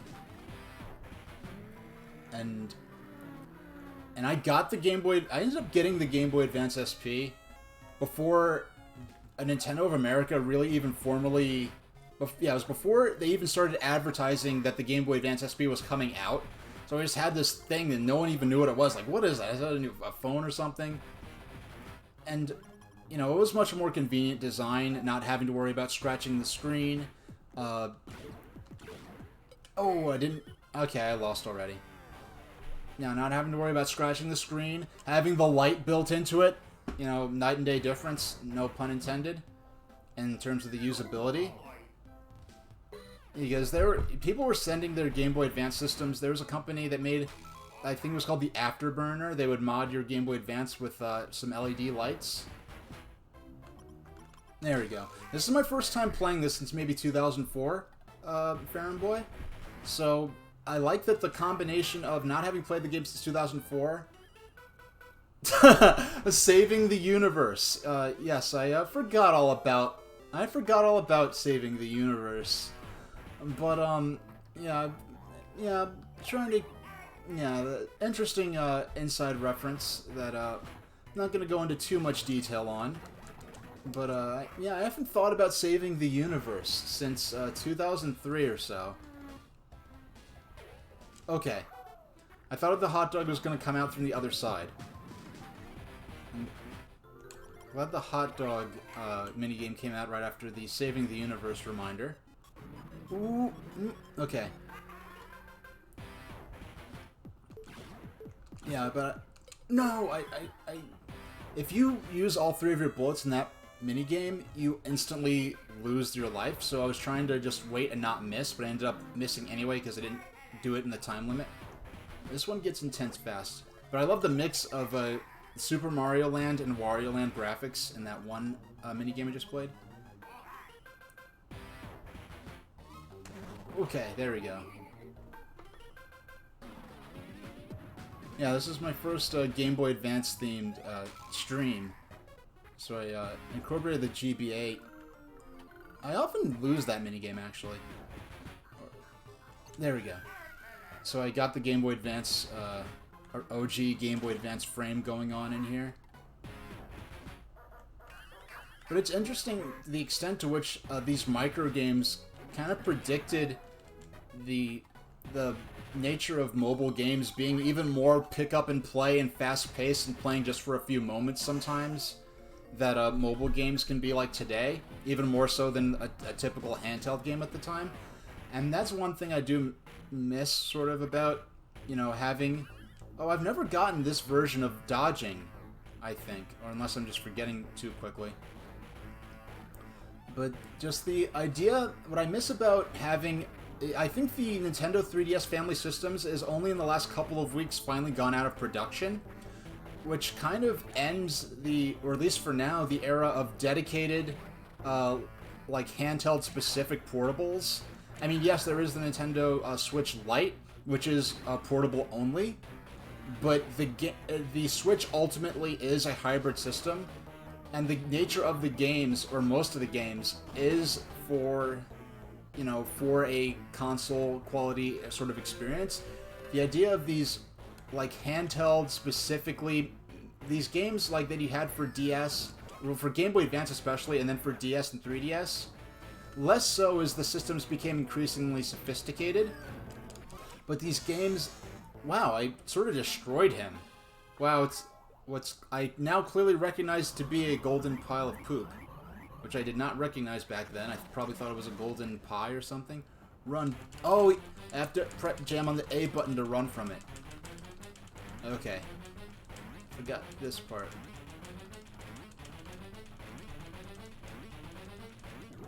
Okay, okay, we dodged it. I was close there. Yeah, I'm playing this on the Wii U Virtual Console. Yeah, it's not just there for show. It's actually the system I'm playing the game on, and we beat the game. So, the only way, even though I'm not using the gamepad, so I don't want to have it on, just wasting its battery. But the only way I could have the Wii U on without the gamepad being on is to let the Wii U gamepad run out of power, because I'm playing this with the Wii U Pro Controller. So we have our thrilling conclusion. And now, I beat this in about as much time as I thought it would take. I figured I'd be able to get through beating the game, as it were. This game is really based more on getting high scores and stuff. But getting high scores in the microgame collections, as opposed to just beating the game. So it's really more like of an arcade game in that sense. I love this fourth wall breaking thing where the game he makes, like, I guess is a compilation of all the microgames we actually just play. You greedy punk. Oh, he's running off with everyone's money for making the microgames.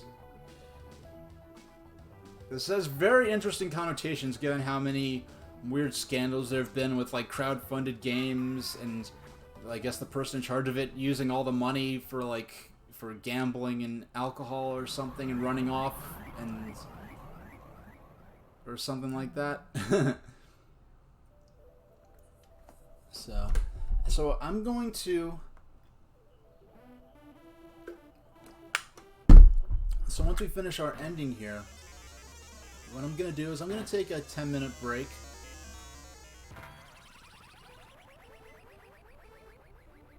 Yeah, I'm gonna take like probably an 11-minute break, or I'm gonna take like a 11-minute break, and which for me is actually gonna be 10 minutes because I'm gonna need the last minute to actually get back here and get ready to get back on camera.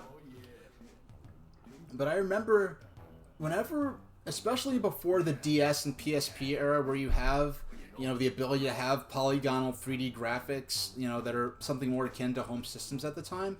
When you're still in this 32 and 8 and 16-bit era of handheld games, while the games on the home systems were, fully 3D and becoming high resolution, then later high definition, handheld games weren't really taken that seriously. I love we have these sort of fourth wall breaking credits where you have all the characters in the game as the credits. But yeah, it was hard for handheld gaming to get a lot of serious coverage. Either way, so when this game came out and was getting lots of mainstream awards, actually winning video game awards. So we have the easy mix of all the games, the bosses only remix. I think there's one other. What is this here in the upper left? Oh, that's the actual credits. And let's go in and see what let's give the actual credits. And give me a reason to talk, a chance to really sort of give one of my thoughts on the game. I feel like it's funny, out of all, now that we finally have Nintendo getting into mobile games, we have like Animal Crossing that has a mobile game, Mario Kart has a mobile game, Dr. Mario has a mobile game, and they really are sort of honed into the aspects of those franchises that are best suited for mobile gameplay. But I'm surprised that WarioWare wasn't one of the first mobile games by Nintendo to really come out, because this is really... WarioWare gets to the core of what you want from a mobile game, and you already have WarioWare Touched. When I remember the day I got WarioWare Touched, it was one of the first games. When the DS came out, I got there was Metroid Prime Hunter's First Hunt, which is amazing. Just having a first-person shooter on a handheld system, a full 3D polygonal first-person shooter on a handheld, was mind-blowing at the time.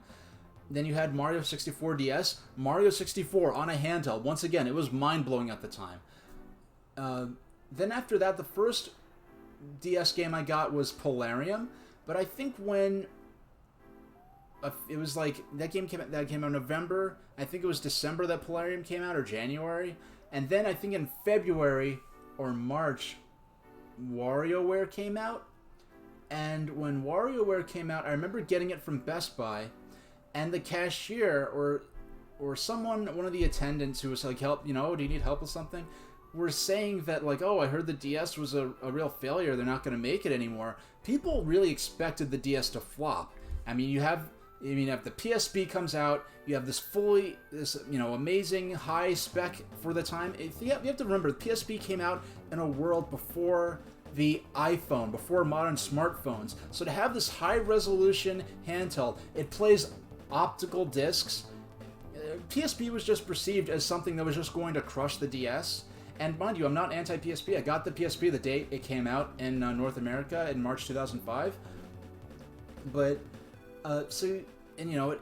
PSP seemed like that was obviously going to be the standard, and it was a successful system, but it did not crush the DS the way a lot of people were expecting it to.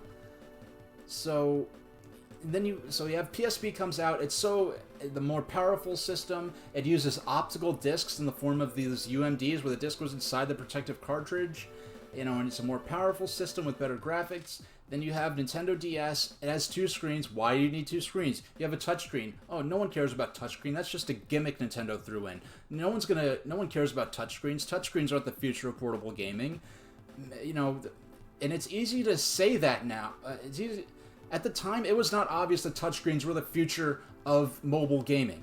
This was in a pre-iPhone era, and then when the iPhone came out for the first year or two, it didn't even have apps in the way we think of it today. There was no app store. There was no games on the iPhone at first. It's the idea of Nintendo saying, hey, we think touchscreen is going to be the future of portable gaming. And it just seemed like this weird, obtuse gimmick system that was like dead on arrival that Nintendo rushed out in a desperate attempt to save their handheld market share from the PSP, and a lot of people just assumed it wasn't going to last that long. And I remember people saying, "Oh, the DS, I heard it wasn't that good. I heard that they were going to stop making." This is the people at Best Buy saying that, So, but the point of all that was that there was already a touchscreen, and the game I was getting when I heard that was WarioWare Touched. So the idea that why hasn't there been a mobile, an iOS and Android WarioWare game when you already have a lot of microgames already built for use with a touchscreen, and you could do even more now when you have the touchscreen and the accelerometer. But executive producer of the late Satoru Iwata, thank you, Mr. Iwata.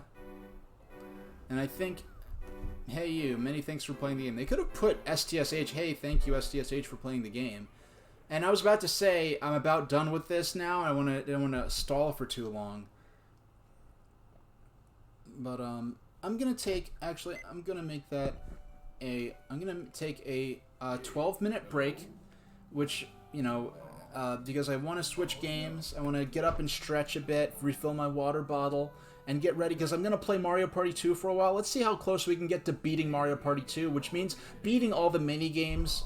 Yeah, we're going to switch to Mario Party 2, which means I want to see if I could beat it this stream, which means beating all of the courses. I think we only have we're about halfway through a playthrough in Horrorland, which is sort of a wizard-themed map on Mario Party 2. And then the last world, which is Bowserland, will appear after that, which is the Bowser-themed game board map. And after we have that, we'll have enough coins to buy all of the mini-games to play the mainline, adventure game boards, I think they're called. And they will unlock some cool other alternate modes which will allow which are very friendly towards quick sessions of play, which will make Mario Party 2 just as much as WarioWare, a game that I think I'll be going back to a lot, as a warm-up and in future streams. So, let's set the timer for... Excuse me. There we go. I'm going to set it for 11 minutes. And... no, that's not what we want. What we want is this. I noticed there's some fans of my test screen here, so I'll be back in 11 minutes, and thanks for watching, thanks for sticking with me.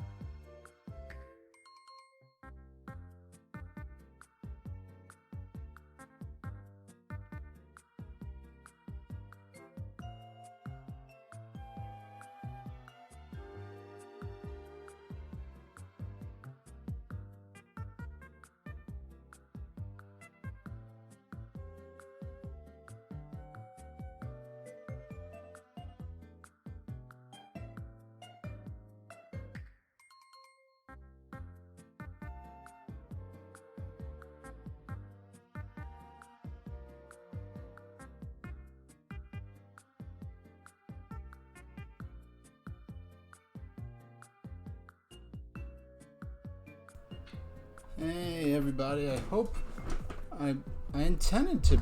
I hope I wasn't gone for too much longer past the countdown said I'd be. I didn't intend to be, but I ended up having to take care of a couple of things once I came up for air.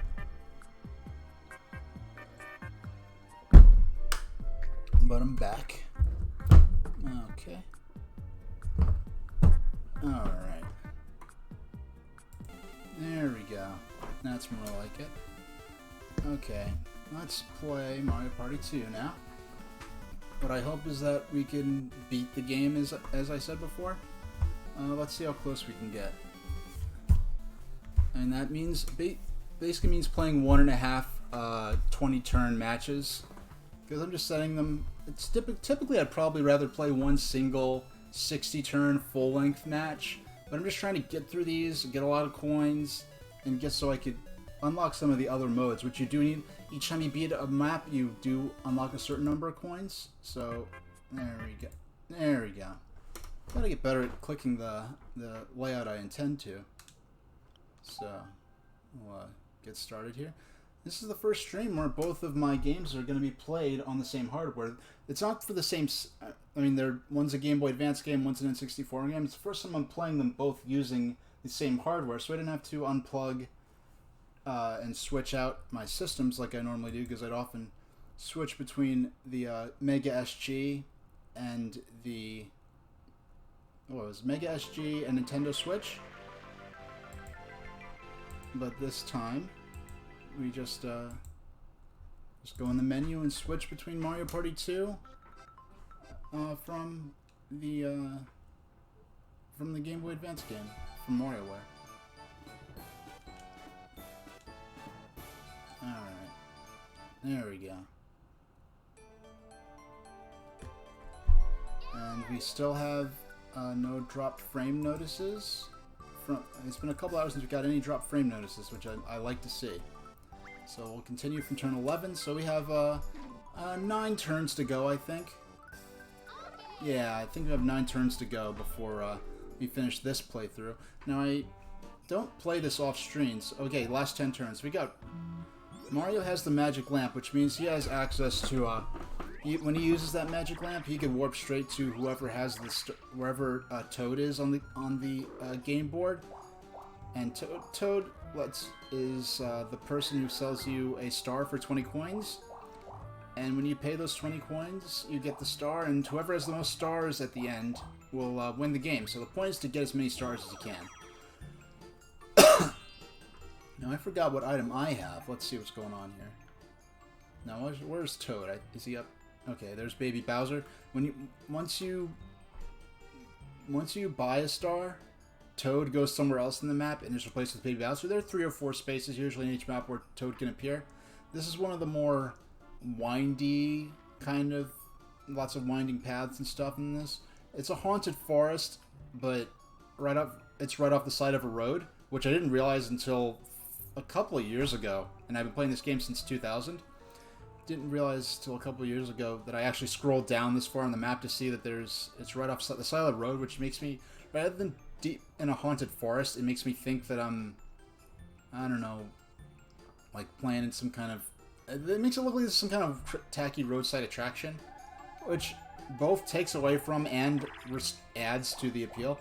I forgot to check what my actual item was.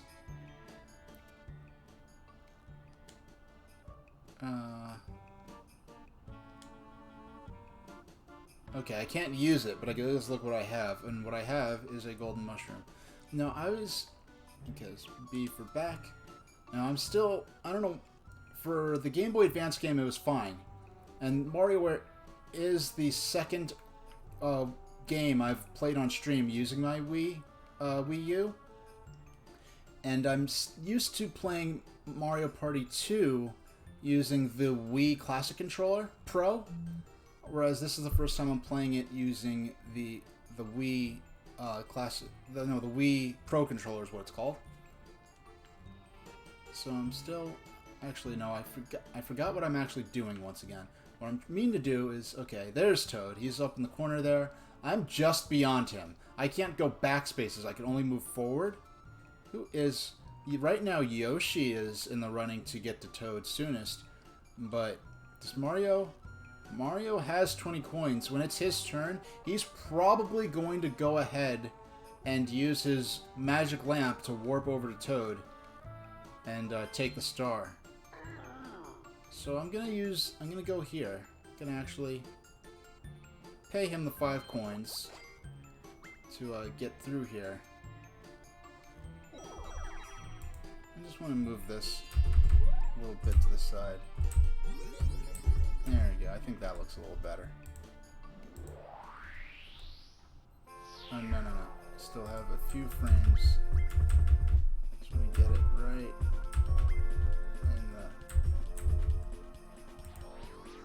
in the center there. I think we about got it. Yeah, I was adjusting my...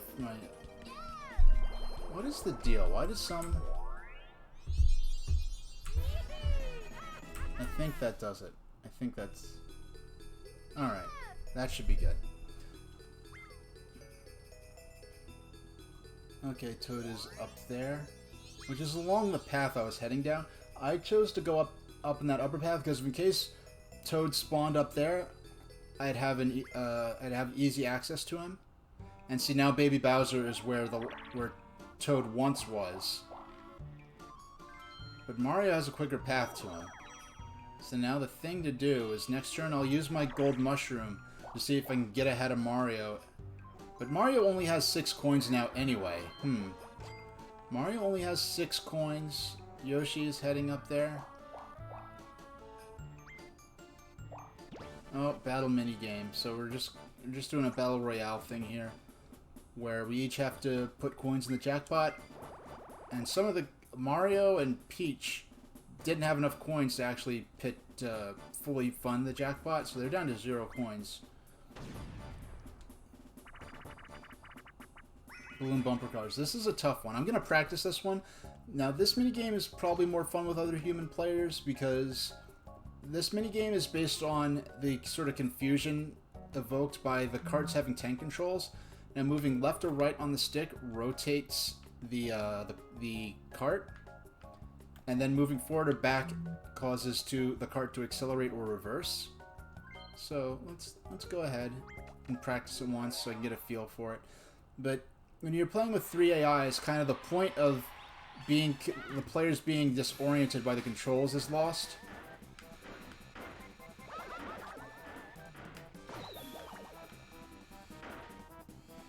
Oh, no. Okay, there we go. Okay.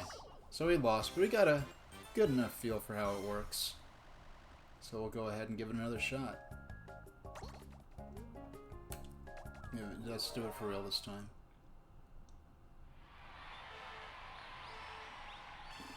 There we go. There we go. I drew first blood. Oh, I ran right into him. Doggone. The controls really make this minigame, but it's really only fun, or I guess would feel better if I was actually playing it with other people. So I made out poorly there.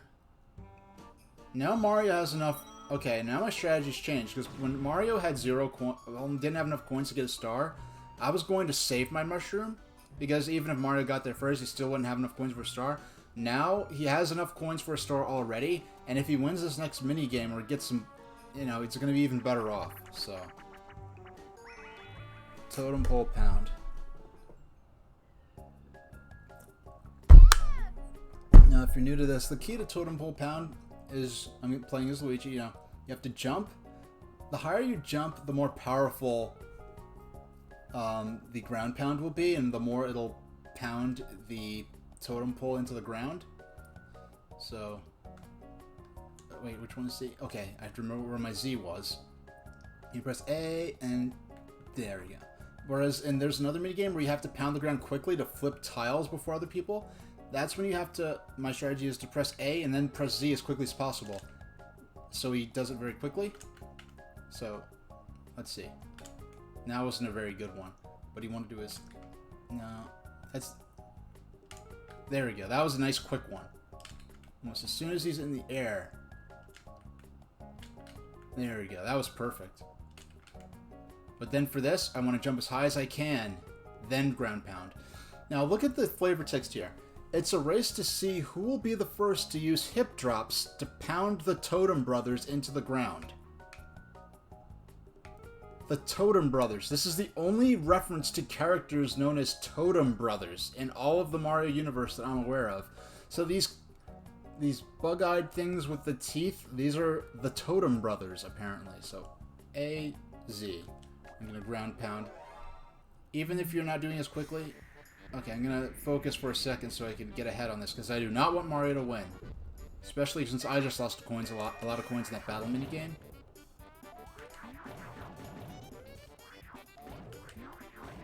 I'm first right now. Or Yoshi is, really. Oh, this is one of these mini games I always used to win as a kid. I almost always lose it now that I'm grown. I don't know. Maybe it's my reflexes slowing down, but I never do good at the totem pole pound mini game. At least since I started streaming. Well, when I play on my own, I lose it more often now than when I was a kid. But I have to remember, as soon as we start, I still have enough coins for a star, so it's not so bad. But as soon as it's my turn, I have to remember to use my golden mushroom. Okay, she gets to play the item minigame. And this minigame, this is one of the easier item minigames. And item minigames in Mario Party 2 being what replaces the single-player minigames that you could get. I think it was a blue spot with an exclamation mark on it. If you got a blue... there are certain spaces in Mario Party 1 that would start a single-player minigame. And here, those have been replaced with the item minigames where you play to get an item. But this is, even though it's supposed to be the hardest this is supposed to be the hardest regular board game, or game board in the game, before Bowserland reveals itself.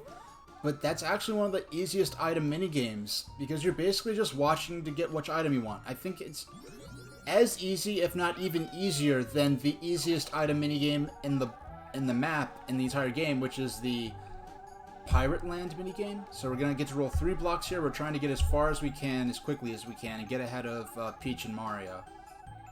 Peach doesn't have any coins, so she doesn't matter as much, but I was actually I was too busy explaining the minigame to pay attention to which minigame Peach got, which item Peach got in the minigame.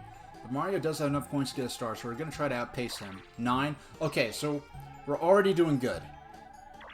Oh, if I get another 9, I get a bonus.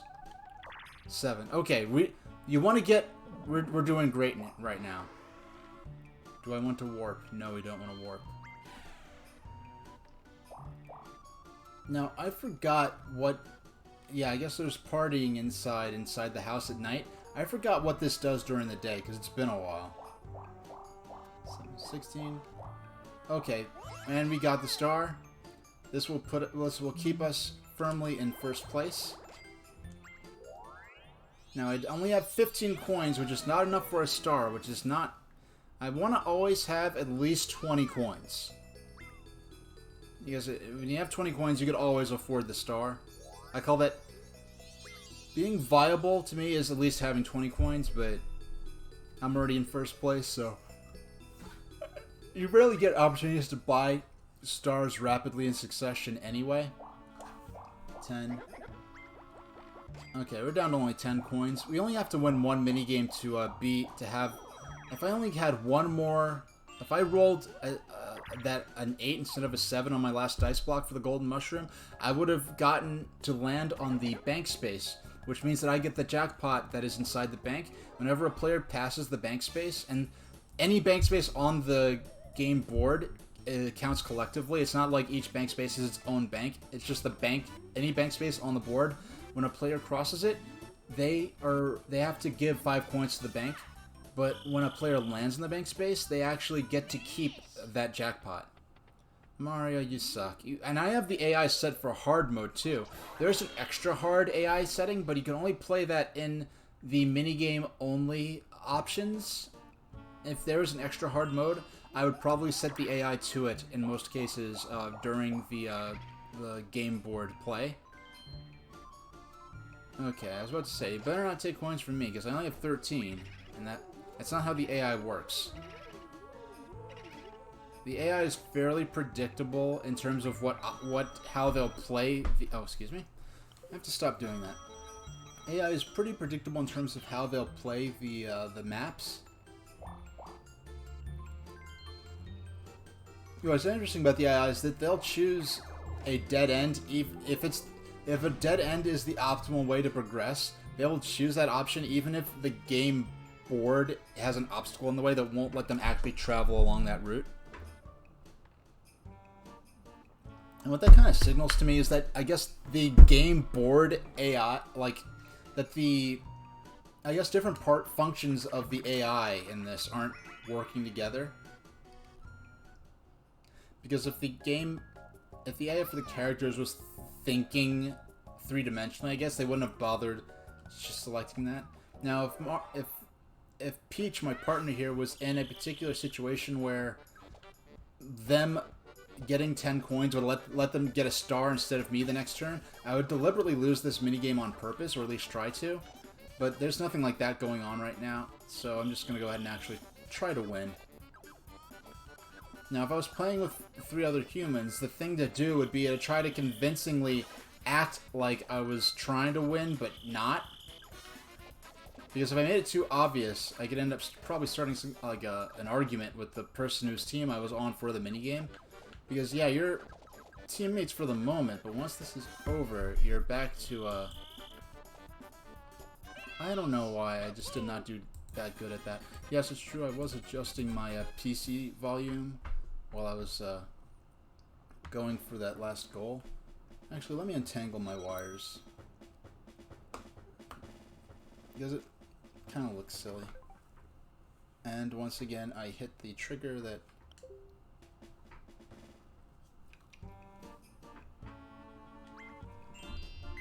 Okay.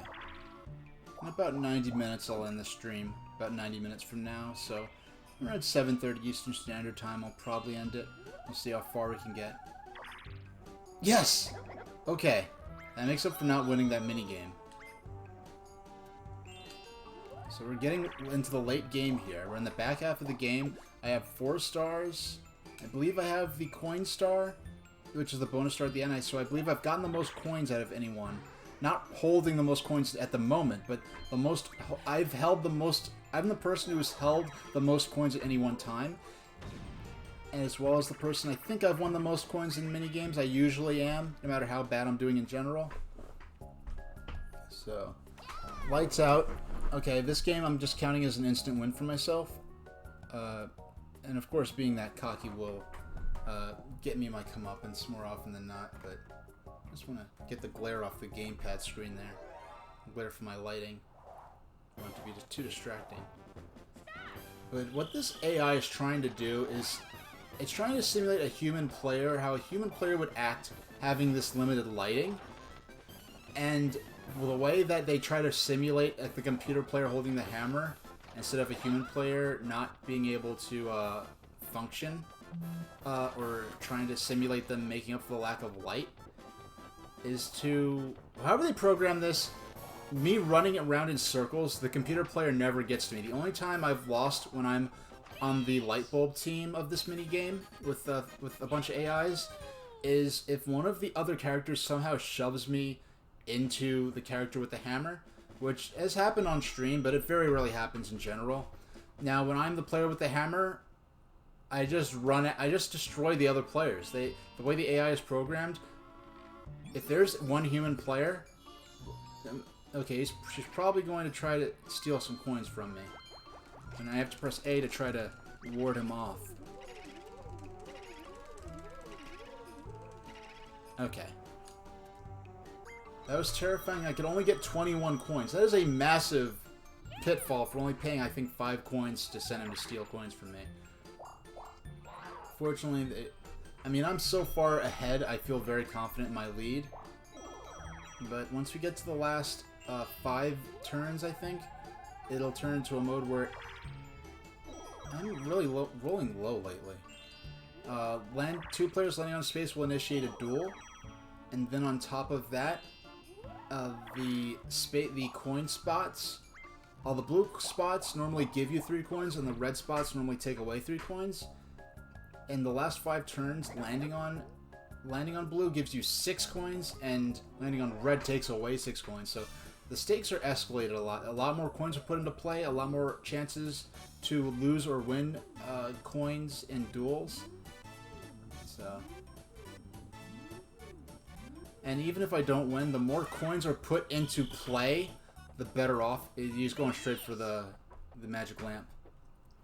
The more coins are put into play, the better off it will be for me, because the more coins are put into play, the more and the more stars are purchased, because the stars are purchased for 20 coins but count as 50 coins, because all 4 players, even if they're AIs, their coins will be put into the collective bank at the end of the game.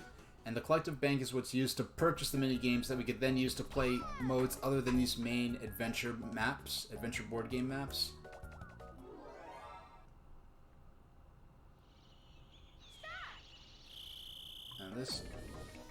Now when you press pause in this minigame, it doesn't, like in Tetris, when you press pause, it makes all the blocks disappear. Like in most puzzle games, when you press pause, all the blocks disappear, so you don't have time to plan your move out in advance. And this one, they didn't think to make the fruits and items disappear when you press start here. So being in a single player situation in 3 AIs, I really have full liberty to press pause and cheat to plan out my moves. Please pick 1. Okay, Peach picked 2, so I'm the first out. So that was nice. And use the rest of this turn to get up and stretch a bit, because my legs are falling asleep for some mysterious reason. I don't know why. This problem, I only have this problem while I'm streaming.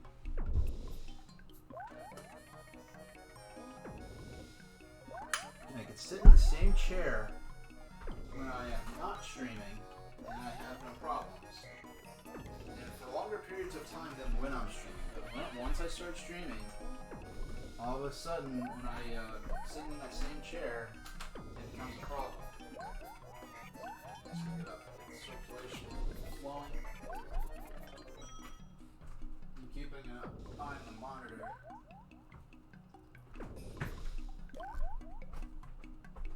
Alright, Yoshi's out. Mario wins.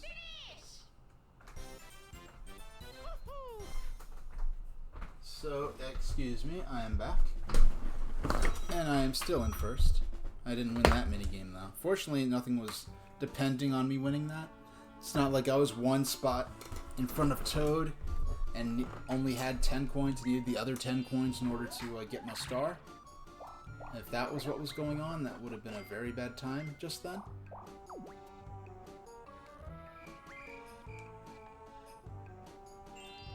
Luigi start. Oh, there we go. Why am I rolling so low late in the last few turns? Ever since I got that golden mushroom, I've been rolling very low, very consistently. Yeah, I'm Baby Bowser, or Mini Bowser, or Bowser Jr., or whatever that small version of Bowser is supposed to be. Like Bowser Kid? I forgot what those things are called. Yeah, I don't understand Calico Boy 75. I could sit in this chair for hours. The same chair, same setup, typing, or using the computer, or watching YouTube, and I have no problems. But when I start streaming, then I start having problems, and it's not like I've been sitting down all day. I sit down. You know, I don't get it. But my back is good. It's not like I'm... Alright, there's Yoshi gets another star.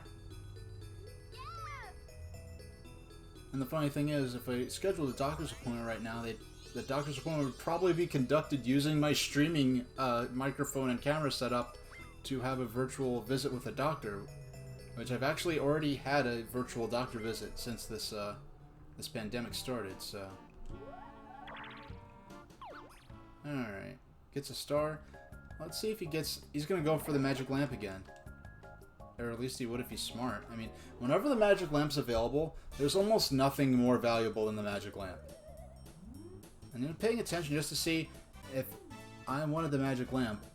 You're just choosing which item you want in this minigame. There's no challenge involved. It's the top one. There he goes.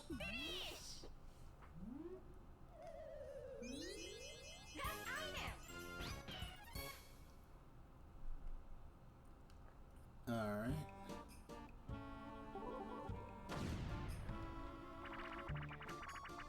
Alright, Quicksand Cache. You know, it's funny, in the last stream, there were a couple of times where I was playing as, in the Bowser suit. Yeah, that's another thing, the Bowser's, this is a recycled minigame from Mario Party 1. There's this idea of the Bowser suit in a lot of minigames that really isn't, yep, goes straight to me. Nice.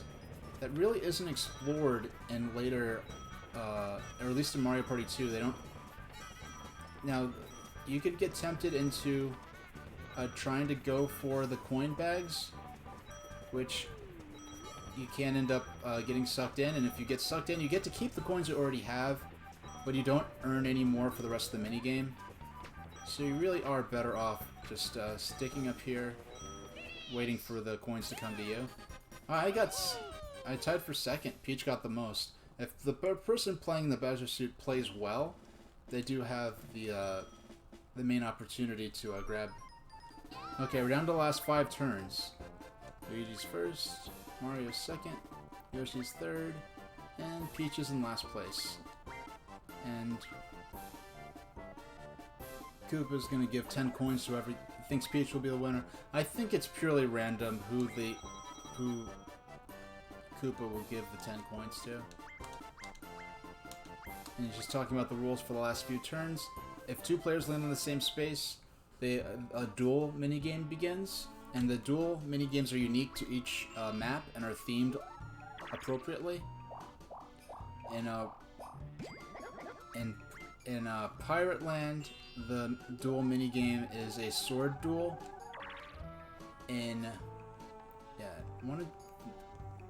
Let's see what's going on here. Where is Toad these days, anyway? Yeah, in Pirate Land, it's a sword battle with those cutlasses. Those swords, I guess pirates use a lot in movies. In Western Land, I believe it's a pop gun duel. In Space Land, it's defusing a bomb. In Mystery Land, it is psychically powering up an idol to battle. And this one, it is making a potion. You're throwing items into a potions pot. Yeah, I do. I'm just gonna go ahead. You're throwing items into a potions pot. Then buy an item. No, of course it's too good to be true. They can't just go ahead and give me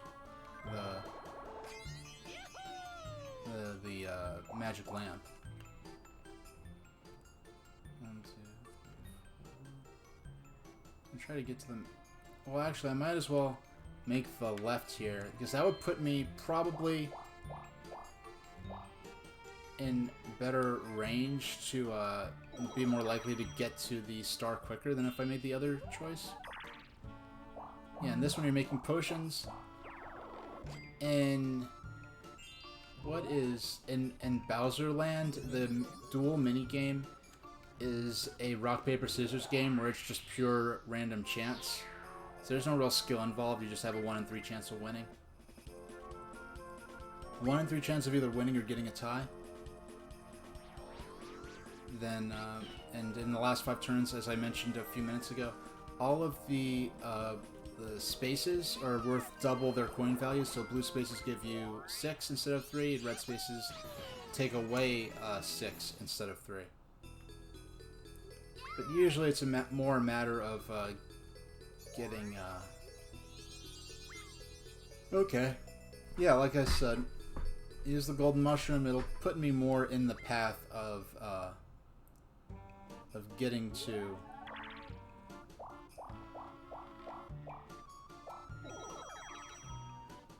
Getting to that last star. Mind you, I am way in the lead right now. Balloon burst. What is this minigame? I forgot. Okay, this one is one of the ones I consider. Now, you can press the A and Z buttons alternately to pump the Bowser balloon until it bursts. You can also use B instead of Z. I don't know why they let you use B or Z. Like, I don't see any real logical reason Not to just make it either A and B or A and Z. I have to focus a little bit for this one. Oh wow, they're actually in the lead because I sucked early on. Oh, but I'm in the lead again. Okay. We got this. What I really am annoyed by, that Nintendo's been started doing it since the Wii era, really since the DS era, because like, I think Mario 64 you have to touch the screen to begin instead of press start, but I think it might also register press start, but it really started in the Wii era, where Nintendo would insist on doing these weird button combinations to start games instead of just pressing the plus button or pressing the start button. Like Mario, like Wii Sports, Mario Galaxy, they make you press A and B. You make you hold A and press B to start. Why do you have to do that? Just say press A or just press a button to begin. The whole point of the start button was, you know, is like the signal gun to start the game. You know what I mean? It's not some weird skill, or like in Wii Sports they're trying to make sure you understand how to hold A and press B so that you could play the bowling game properly. And then in Wii U a lot they'll have hold like 2 in Mario Kart 8 Deluxe on the Nintendo Switch. They make you hold like 2 buttons on the Joy-Con or the Pro. I don't get why they just have it press start. All right. Okay, I see where the star is there. Sometimes I do forget to look.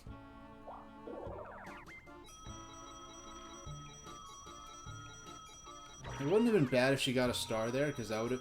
And while ultimately I do want to win, every star that comes into play is advancing my goal, which is right now to... I should have used the golden mushroom there. If it turns to night the next turn, I'm very silly for not using the mushroom there. And if I was single player, if I wasn't playing on stream, I'd be tempted to cheat. But I think if I'm where I think I am on the map, what I want to do, I think I'm right near Toad. This game I would lose a lot when I was a kid. Now the stars, the coins they put up there are a lure to get you to mess up. Okay.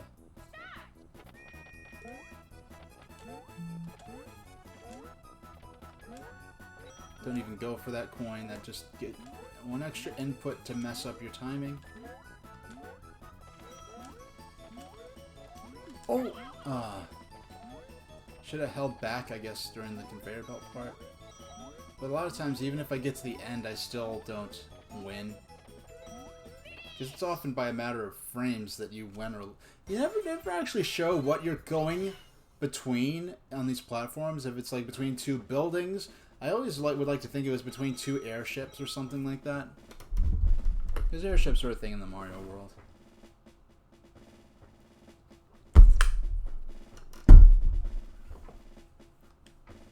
Okay. Last couple of turns right now, I think. Last 3 turns. Okay. Okay. Next. Okay. What? No. It's... There we go. It's the R trigger, not... The R bumper, not the R trigger. Okay.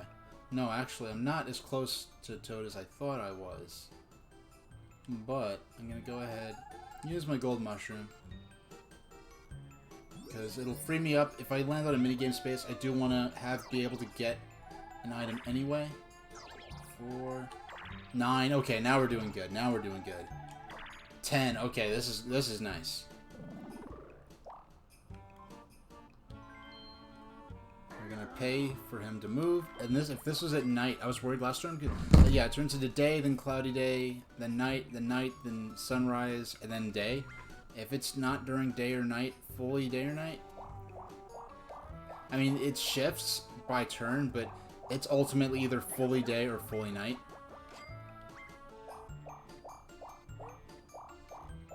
Ooh, dual minigame. Okay. Okay, A, B. We're going to use A, B, and Z to make potions here. That's what's going on.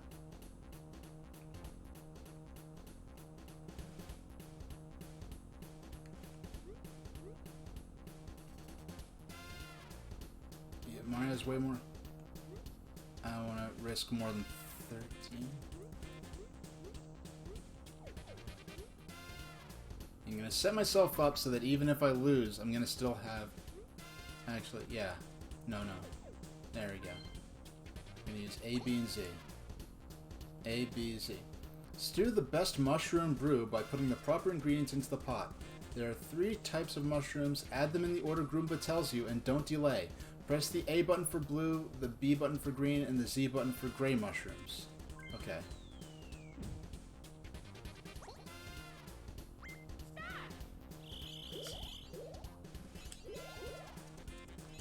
Damn.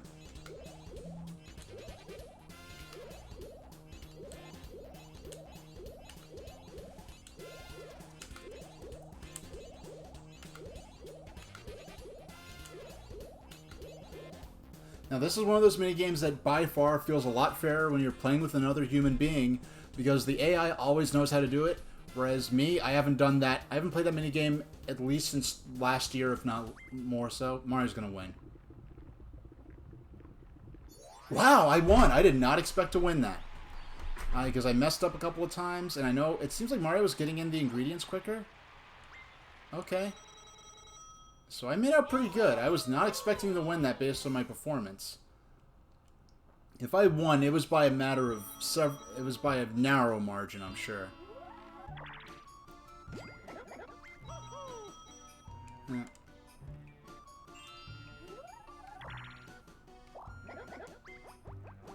Yeah, Mario got those 5 coins, and Yoshi puts the 5 coins right back into the bank.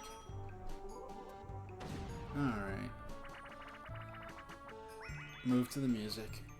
This is another minigame that it's just really weird about not A, B, Z is the dance, and up, down, left, right. Okay. It's just been a weird minigame about not accepting my inputs. I have to focus for this one. Right, left, left. Right, left, left, CA. Right, left, left, C, A. B, down, B, down, down, B, down, down, right, right. B, down, down, oh. Okay, only one player has to survive all the way to the end, and then all the other people will need a bookworm to keep my legs from sleeping. Yeah, that probably would help. And it's weird. It's like it's not really that my legs are falling asleep. It's just that I'm having this weird taste in my mouth that very specifically I could tell somehow is from some kind of lack of circulation. But I'm sitting here just as I am now, like eating or watching YouTube or whatever, then it's fine and I don't have this problem. Okay, I have to play through another duel because she landed on me. She gets to choose the stakes. I mean, I won last time. Okay, she's playing for the lowest stakes, so that's not so bad. A, B, Z, A, B, Z. I'm just looking at the controller. A, B, Z. Okay. Now I'm on the other side.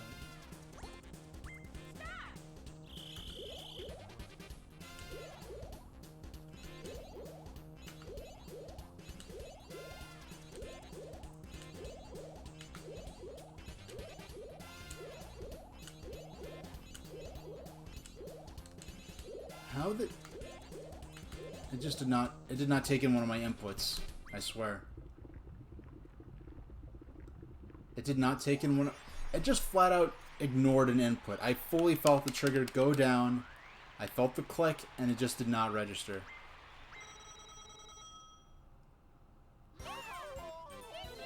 Fortunately, she only played for 10 coins, so I'm not...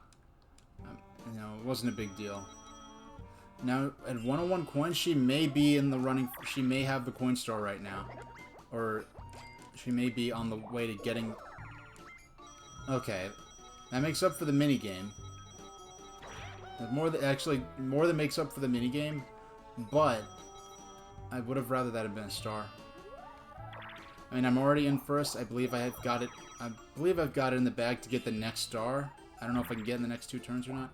Yeah, I'd have to... Whoever gets... If no one gets the star this next coming turn, they're definitely going to lose. I mean, then no one's going to get it. Why do I have to keep playing this? This is annoying.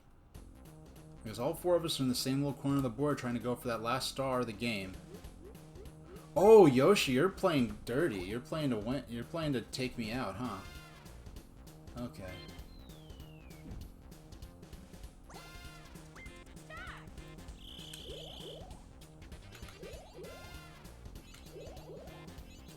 Missed one.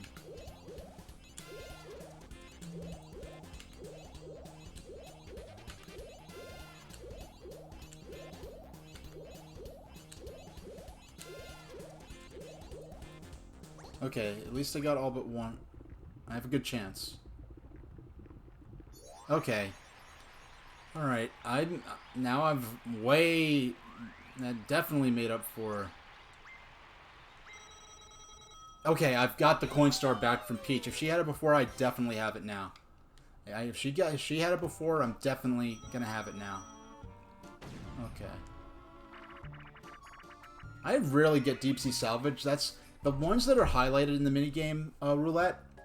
Those minigames are the ones that where you have nothing to lose. It's just a bonus game where nothing's at stake, where all the players potentially have the chance to earn coins.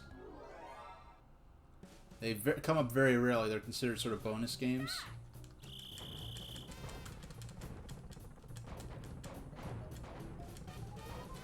Okay.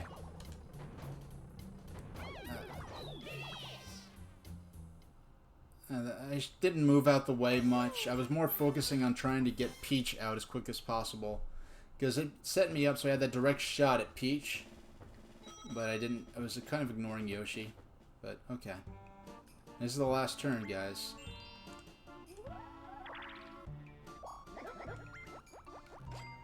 Now, next time I do this, I think I'm going to stream under Retro, see if that has better results, maybe. Because so far, all the games I've played do have specific categories for them.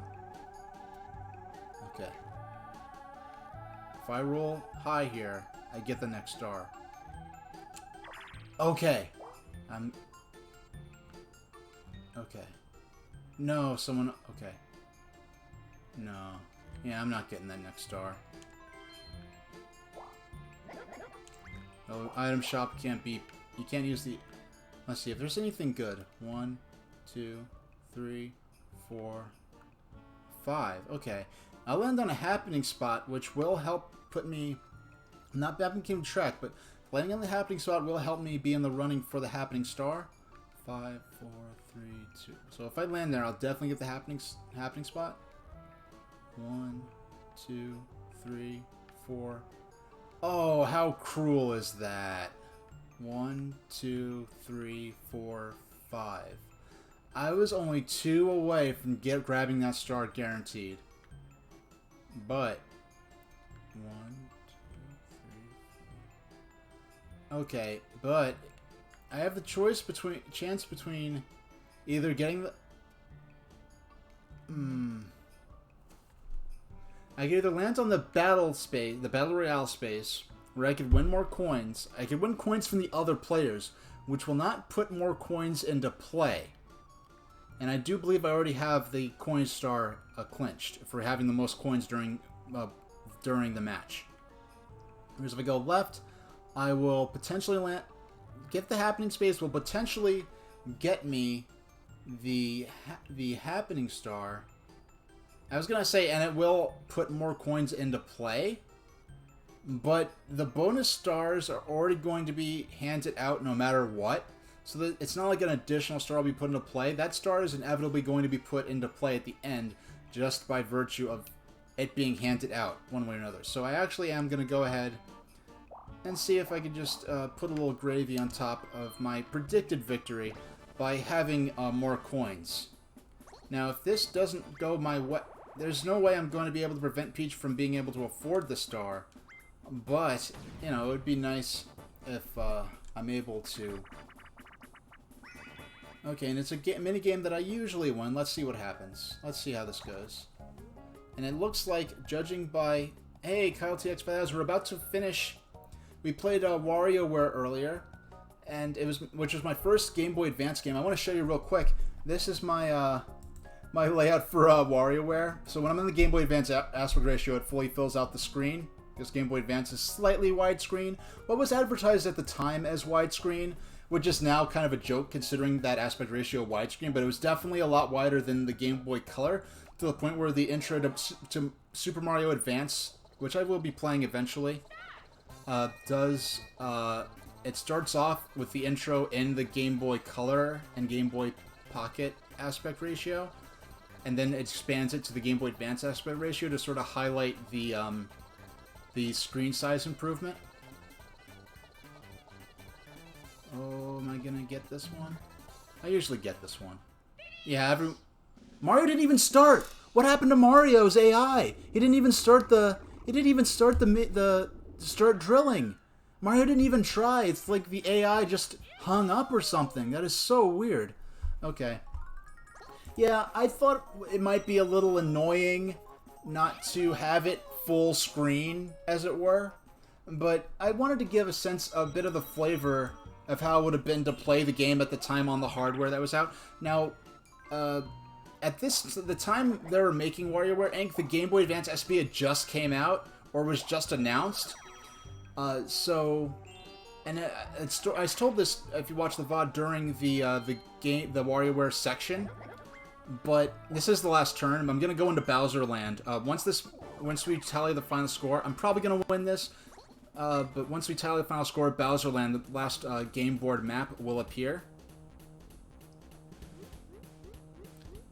And now, say this while they're doing the AI players doing their duel. Yeah, I was, the only choices for Game Boy Advance at launch were either the purple one or what they called Milky Blue, which is that see-through kind of color, right at the tail end of Nintendo doing those cool clear systems. But I went with the purple one because Nintendo was pushing the purple as sort of the flagship color, and I liked going with flagship colors for game systems. Even up to the 3DS, I did like going with the flagship colors for systems. And so I chose the purple one, even though it was kind of toy-like and reminded people of Barney. Even back then, people called it Barney Purple. And Nintendo, for some reason, they were really pushing that purple color as being the flagship color for both the Game Boy Advance and the GameCube. So that's what I chose for both my GameCube and my Game Boy Advance.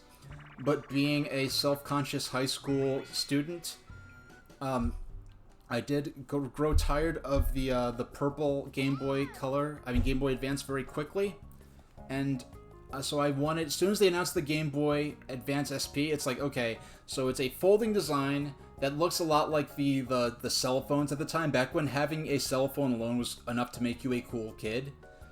And then, yeah, it was weird. I don't know why they went with that. But I guess they were just trying to embrace the toy-like aspect, whereas the Game Boy Advance SP, they got away from the toy-like aspect, they started marketing it. That's when they were aware that, even the original Game Boy, they were marketing towards adults, in the business world as something to play during train rides and airplane flights and things like that. I used to win this minigame consistently as a kid. Now that I'm grown, I guess my reflexes aren't what they used to be. I rarely win it. I'm going to give it an honest shot anyway. If I could just make it without getting taken out by Boo, that would be nice. I don't go for the coins because that does take away from your chance. It's just the coins are just oh. Now I'm gonna.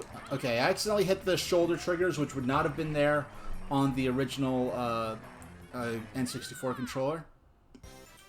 So yeah, it's a flip-top design that looks like the cell phones that the cool kids have, and it's black and not purple, so it's a much sleeker, more professional design, not as toy-like. Now I put my chat. This is really the first time I've tried having the chat box visible on my layout. But you had the Pearl SP. The reason I didn't go with the Pearl SP is because there was already a Pearl Game Boy Advance that my friend had, and there were some colors of the Game Boy Advance and Game Boy Advance SP. There were some colors that were where the color was painted on. Then there were some colors where they actually used that color plastic to mold the entire system. And the black Game Boy Advance used black plastic, whereas I think the Platinum Game Boy Advance used platinum paint. And the same was true for the SP system, so if my system got scratched, the it would still be black underneath it. Whereas if the Platinum SPs that got scratched, it showed like the beige, like generic plastic color beneath it. So I chose, that's why, that helped me choose the black Game Boy Advance SP. And what I was really, I talk about it in the VOD a bit, but yeah, Minigame Star goes to Luigi. I was really, once I got the black SP, so it looks a lot more cool and stylish, you know, to a self-conscious teen at that time. And I was really pushing or advocating for for handheld games to be taken seriously, because there's always a disparity between the home consoles and portable consoles, but especially back then when you had, you know, the 3D polygonal 3D graphics environments with PlayStation and N64 and Saturn to a lesser extent, and then you have the higher resolution 3D graphics with GameCube, Xbox, PlayStation 2, whereas the most powerful handheld systems were still, you know, based on, you know, Super Nintendo-like visuals, even though Game Boy Advance was a 32-bit system and could do certain visual and certain tricks that the Super Nintendo couldn't do. It could do things, Game Boy Advance could do some things using the Game Boy, GBA could do things just natively that the Super Nintendo needed a special chip to pull off, but ultimately it was still Super NES performance range. Oh, and I win. Yeah, this is called Horrorland, but it's really more themed around like magic and wizards than what I'd consider horror. But what else are you gonna call it, I guess? Abracafragra. And of course Luigi's gonna win. And he's got to say, woohoo, I did it! But the recording is more like a confession where he's like, yahoo, I did it! And I'd do it again if I had the chance. Like he's confessing to murder, as opposed to, woohoo, I did it! So, it's a weird take from Charles Martinet they chose to use for that audio clip. But what's interesting is some of the sound clips in the Japanese version of Mario Party 1, where Luigi, when he loses something, instead of saying like, oh, he's like, oh my god! Which is like, I guess in Japan it's not as serious, but like it's way, I guess it has more weight in Japan, whereas, I mean in America, whereas in Japan, you know, the English language phrase, oh my god, doesn't mean anything. You know, because that's a taboo thing to say to a lot of people. So they toned it down a bit. Okay. So all our coins and stars are going to be tallied up. Oh yeah, Game Boy Advance could do amazing 3D.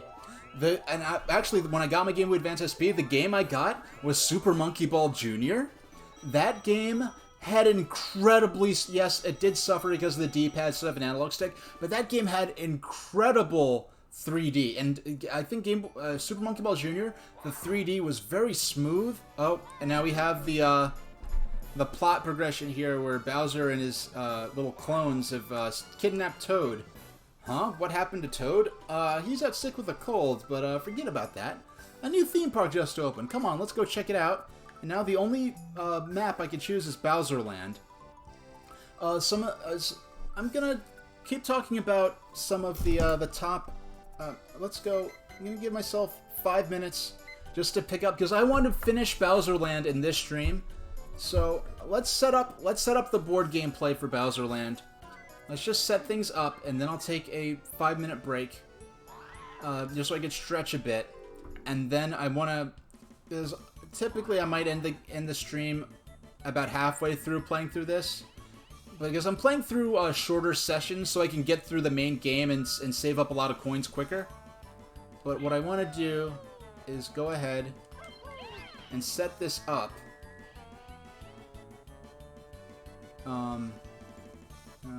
Set computer panel. We always set them to hard. Yeah, I'm going to set this up, so I want to do it in a single setting.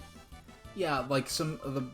I will talk when I come back about some of the amazing 3D games of the Game Boy, like the Tony Hawk Pro Skater, amazing, isometric 3D, Super Monkey Ball Jr., great 3D, Crazy Taxi Catch a Ride, amazing 3D. What's another one? I think Jet Grind Radio, amazing isometric 3D. I think using the same engine from Tony Hawk for Game Boy Advance, and amazing 3D and amazing music. You know, for you know, amazing sound quality on the music for Jet Set Radio for Game Boy Advance, which I unfortunately sold. Simpsons Rotate for the 3G had good 3D. Oh, of course, it paled in comparison to home consoles, but just seeing acceptable 3D performance, and there are great YouTube videos about all the amazing 3D games that punched really well above their weight on the Game Boy Advance. X vs. Sever Ballistic. There was a good port of Doom, I believe, and a number of others. So, okay. I'm just gonna Bowser Land. And this is the only map in Mario Party 2 where the characters aren't dressed up. Like in Pirate Land, they dress as pirates. In Cowboy Land, they dress up as cowboy. Western Land, they dress up as cowboys. In Mystery Land, they dress up as explorers. In this one, they're just themselves. Oh no, Cats! I don't feel obligated. I don't feel pressured to interact in chat. You know, if you just have me on in the background, I'm honored by you spending your time with me in that way alone. There we are. This is the fabled Bowser Land. So this is where I'm going to set.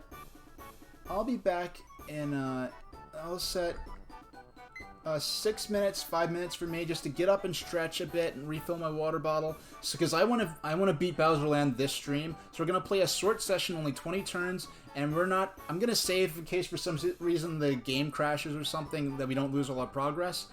But okay. So we're just gonna set the timer. So 6 minutes. Okay, I'll be right back. And I'll see you in a minute.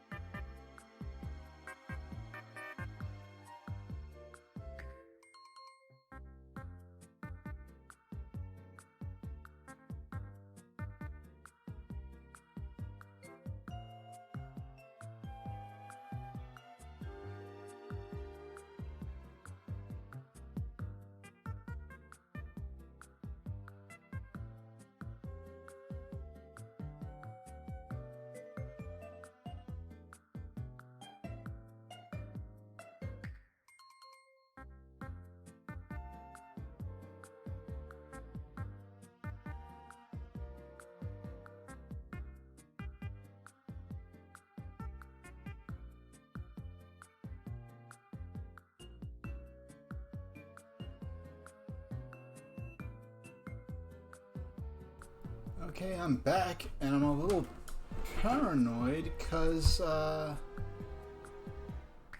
for some reason, it's saying I'm getting dropped frames over the last couple of minutes.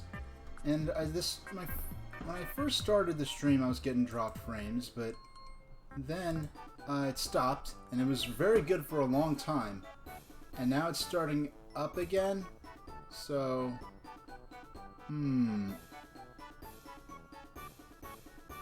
Alright. Let's see if things hold together. If things get bad, let me know. And maybe I'll call the stream there while we're still early on in this and not too far into this. And then we could just finish Mario Party 2 next time.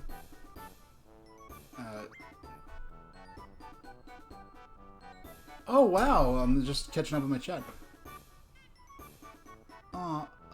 Yeah, not many people have used my in-chat command, so it's amusing to actually see them show up in stream right over my face. Well, there we go. There we go. Now the chat won't be right over my face.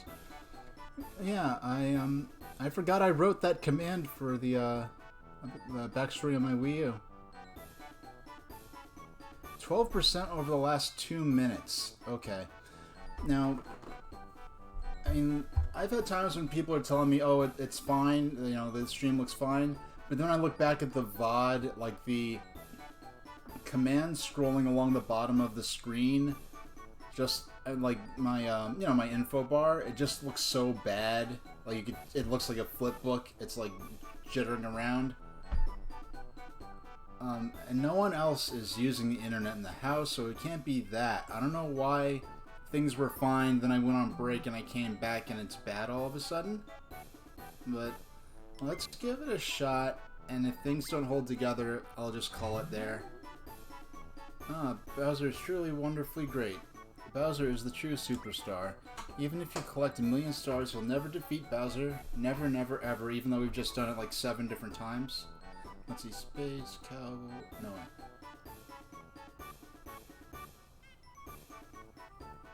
Alright, because it's saying like 12% over the last 2 minutes, which sounds kind of dramatic to me. But next time maybe I'll try a lower bit rate or something, or... Well, next time I'll probably actually just get out my physical Ethernet cable, because I don't know why I've been having fantastic stream quality just using...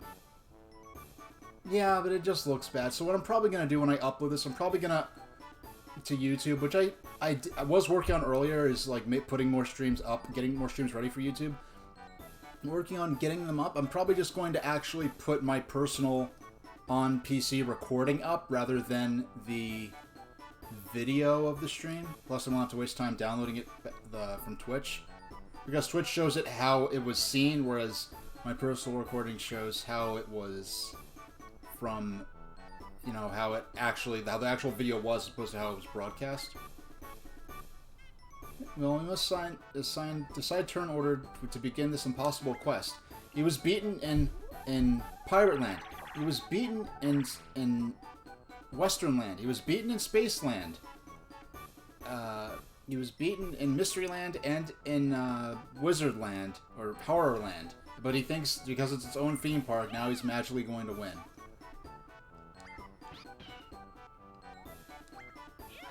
Alright, if it's acceptable for those viewing, I'll forge ahead and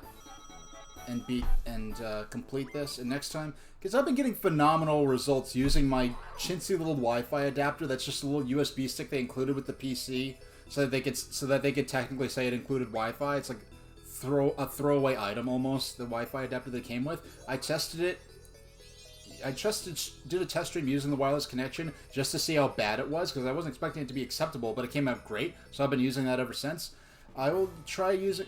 And the time before last, I did have problems with my connection or drop frames, but the last time I didn't. Stream 9 was at 6 a.m. Eastern, and it was fine. Now this time I'm having trouble again. So yeah, I gotta remember to check out Cats. I gotta remember to check out your stuff and see some of your VODs and follow maybe. Now, okay, we're gonna set save settings, save after every turn for safety's sake. Yeah, that's it. Now this is probably, ironically, one of the more straightforward... This map most resembles a very basic layout, where you should have a rectangle and some branching paths in between. Now, in this map only, the board game spaces actually work opposite as in the rest of the game, because in the rest of the game, passing the bank space makes you pay 5 coins, and then when you land on it, you win all the coins in the jackpot. And this map only, you get rewarded 5 coins each time you pass it, and if you land on it, you have to pay back the debt, which makes you lose that amount of coins.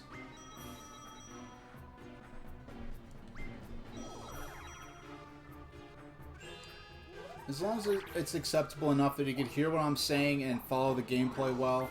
I mean, it's only live once, I'm only streaming for a few people, and then when I upload it for the VOD, which I'm gonna probably make a panel just linking to a playlist on YouTube.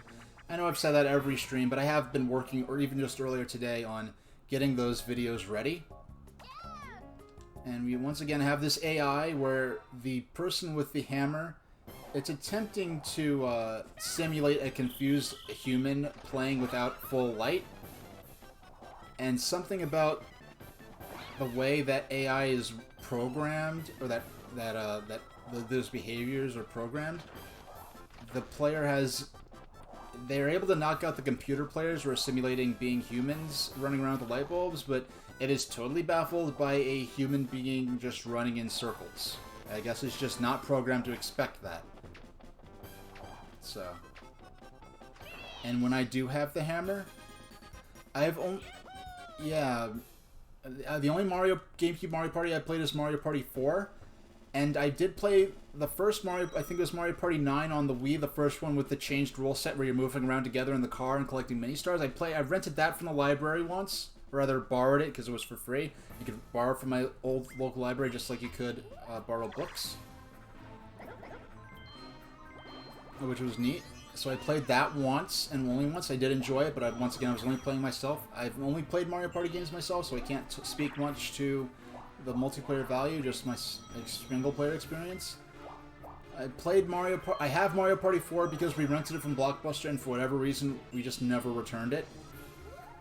So I have the disc only for Mario, and for some reason, I don't even have the Blockbuster case for Mario Party 4. I just have the disc. So, let me remember which way Toad is. Okay, he's not up here. Okay, he's that way. Should have just obviously went the way all the computer players were heading. Yeah, so I've only have experience with one Wii Mario Party, and then the Mario Party 1 and 2 for N64. I rented Mario Party once, and I probably just didn't like it just because it wasn't Mario Party 1 or 2, which is the ones I were more familiar with. So in Mario Party 3 had different... You know what? I think it was the fact that Mario Party 3 had... I don't know, I just didn't feel at home with the map, the board map, game maps, and I didn't feel at home because it had all new mini-games. Whereas nowadays, I almost feel like Mario Party 2 would have probably been released as some kind of patch or DLC for Mario Party 1, because it came out the following year and recycled about half or so of the mini-games, even though some of those mini-games probably shouldn't have been recycled, because Mario Party 1 has mini-games where there are a lot of mini-games that focus on stealing coins from other players, and some of those mini-games they brought back from Mario Party 2, but without the coin-stealing aspect, so those mini-games probably should have just been scrapped entirely. Not even like they were necessarily replaced with new ones. They should have just not been included, and it would have made for a better selection. Oh, shucks. Usually don't have that happen, but it happens sometimes. And that's why I do enjoy talking during this, because mini-games I'm normally a master at, I do have to focus in on, and it actually requires a little more skill to talk and play at once. Which made for a lot of fun playing through Wario, Ware.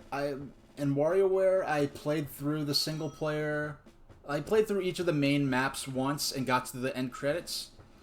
And that's a game where you can just keep going back to it and play for a half hour or an hour and then just move on to a different game. So it's nice to have that completed and have all of the main modes unlocked for the most part. I think there are a couple of mini games, not micro games, but like just mini games that I will be able to unlock further on.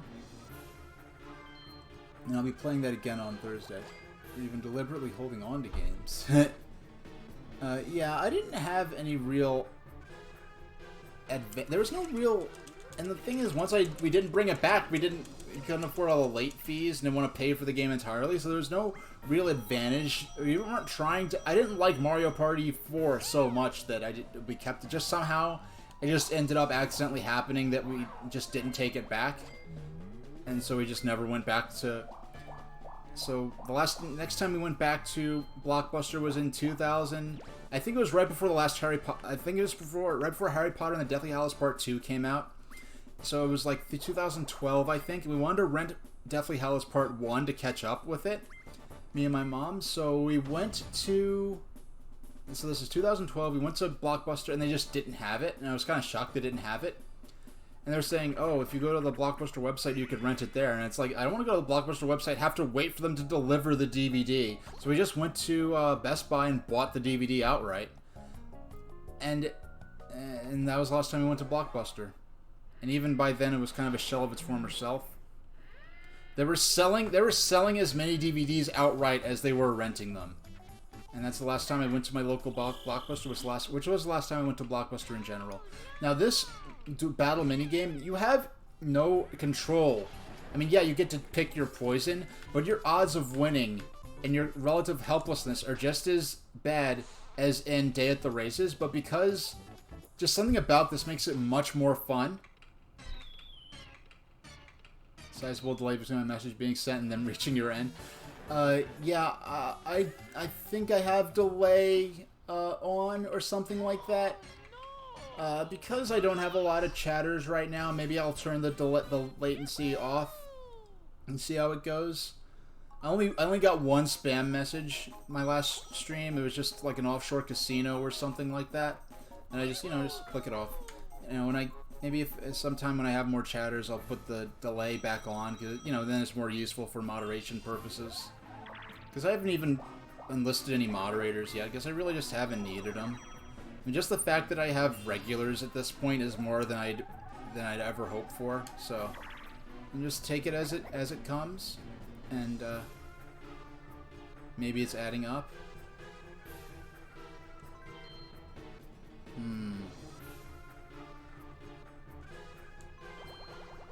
If the stream becomes unwatchable, I'll probably... Tell me if the stream becomes... And don't try to, be kind and that, oh, I'll put up with it because I like you or something like that. If it's not fun watching it, I'll call the stream there and we'll have, I'm playing these same 2 games next stream on Thursday morning at 6. You probably won't even be around, but I'm playing these same 2 games next stream whether or not I beat this map. Beating this game board map would end the game, so to speak, the single player. Not even single player, but it would make the credits roll and unlock some new modes. But whether I complete this or not, I'm still going to play these same... I'm still playing Wario, Ware and Mario Party 2 next stream, so it's not like there's any real disadvantage or any tragedy in me ending the stream at that point. But if it's not good watching, if the gameplay and my talking isn't really working well, then I'll stop it. I have my own personal recording that I'll upload, and that'll be in good quality for the people who want to watch it after the fact, and it'll be fine. So I'm just playing it by ear. If the stream quality isn't that great, and next time I will be using the hard line. It's much... Yeah, see you around, Katsai, and thanks for joining me. And this high-speed train power car is still on the stream to this day because of you, so enjoy that you still have an impact on my streams. Yeah, you guys are the regulars, so, is there, when you say the frame dropping problem, is that something in Twitch or you're talking about? Because people have talked about a frame dropping problem in Twitch lately, or even people with good connections, because I don't have, any high capacity internet or anything like that for streaming. I've just been doing fine up until fairly recently with my regular internet connection, and no one right now is even using the internet, so I know it's not like, oh, someone else is using Netflix or something like that.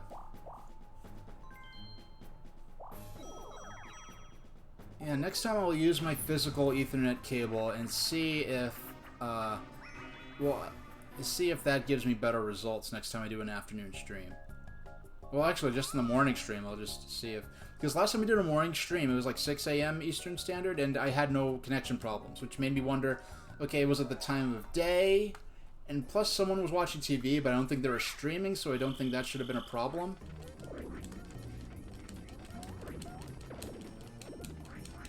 Oh, shuck. This is not a good minigame. These controls are not made for this punching each other and hitting each other. It just does not work out well. Saying 15% of my frames over the last 2 minutes. Like that sounds like it's probably looking really bad on the other end. You know, let's see, what is... Actually, I'm gonna go ahead, not just because I lost that minigame. I think that's a good opportunity to end it, because it sounds like it's not looking that good on the other end.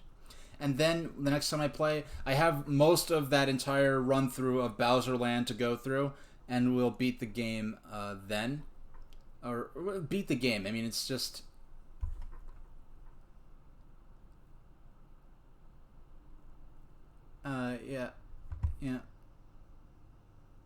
Yeah, so I'll see you later, Cat's Eye. Let's see who's online right now. And yeah, in my on my stream manager on Twitch, like I can't even look at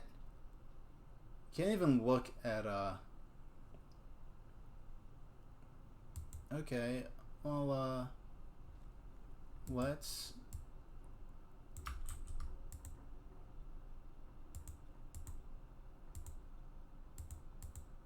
okay. I know what I'm gonna do. I'm gonna send you over to That Family Games, and I think they're playing Spyro right now. Where's my built-in raid feed? Okay, I don't know. Still getting used to. Okay.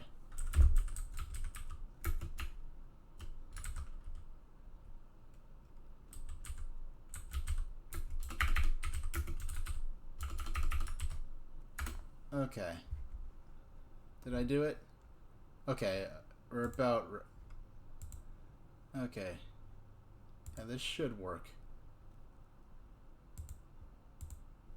Alright, so my next stream is going to be Thursday at... Okay, my next stream is going to be Thursday at 6 a.m. Which is better for my European and UK viewers, but I know it's some of you that are on the West Coast US, it's tough for you, but I'm probably going to do one morning and one weekend stream. I'm just going to play it by ear and see how it goes. 2 streams this week only instead of 3, just because I want to maybe spend more time on my YouTube pre-recorded material. And I'll send you guys over to That Family Games now. Thanks for spending your time with me, and I'll see you next time.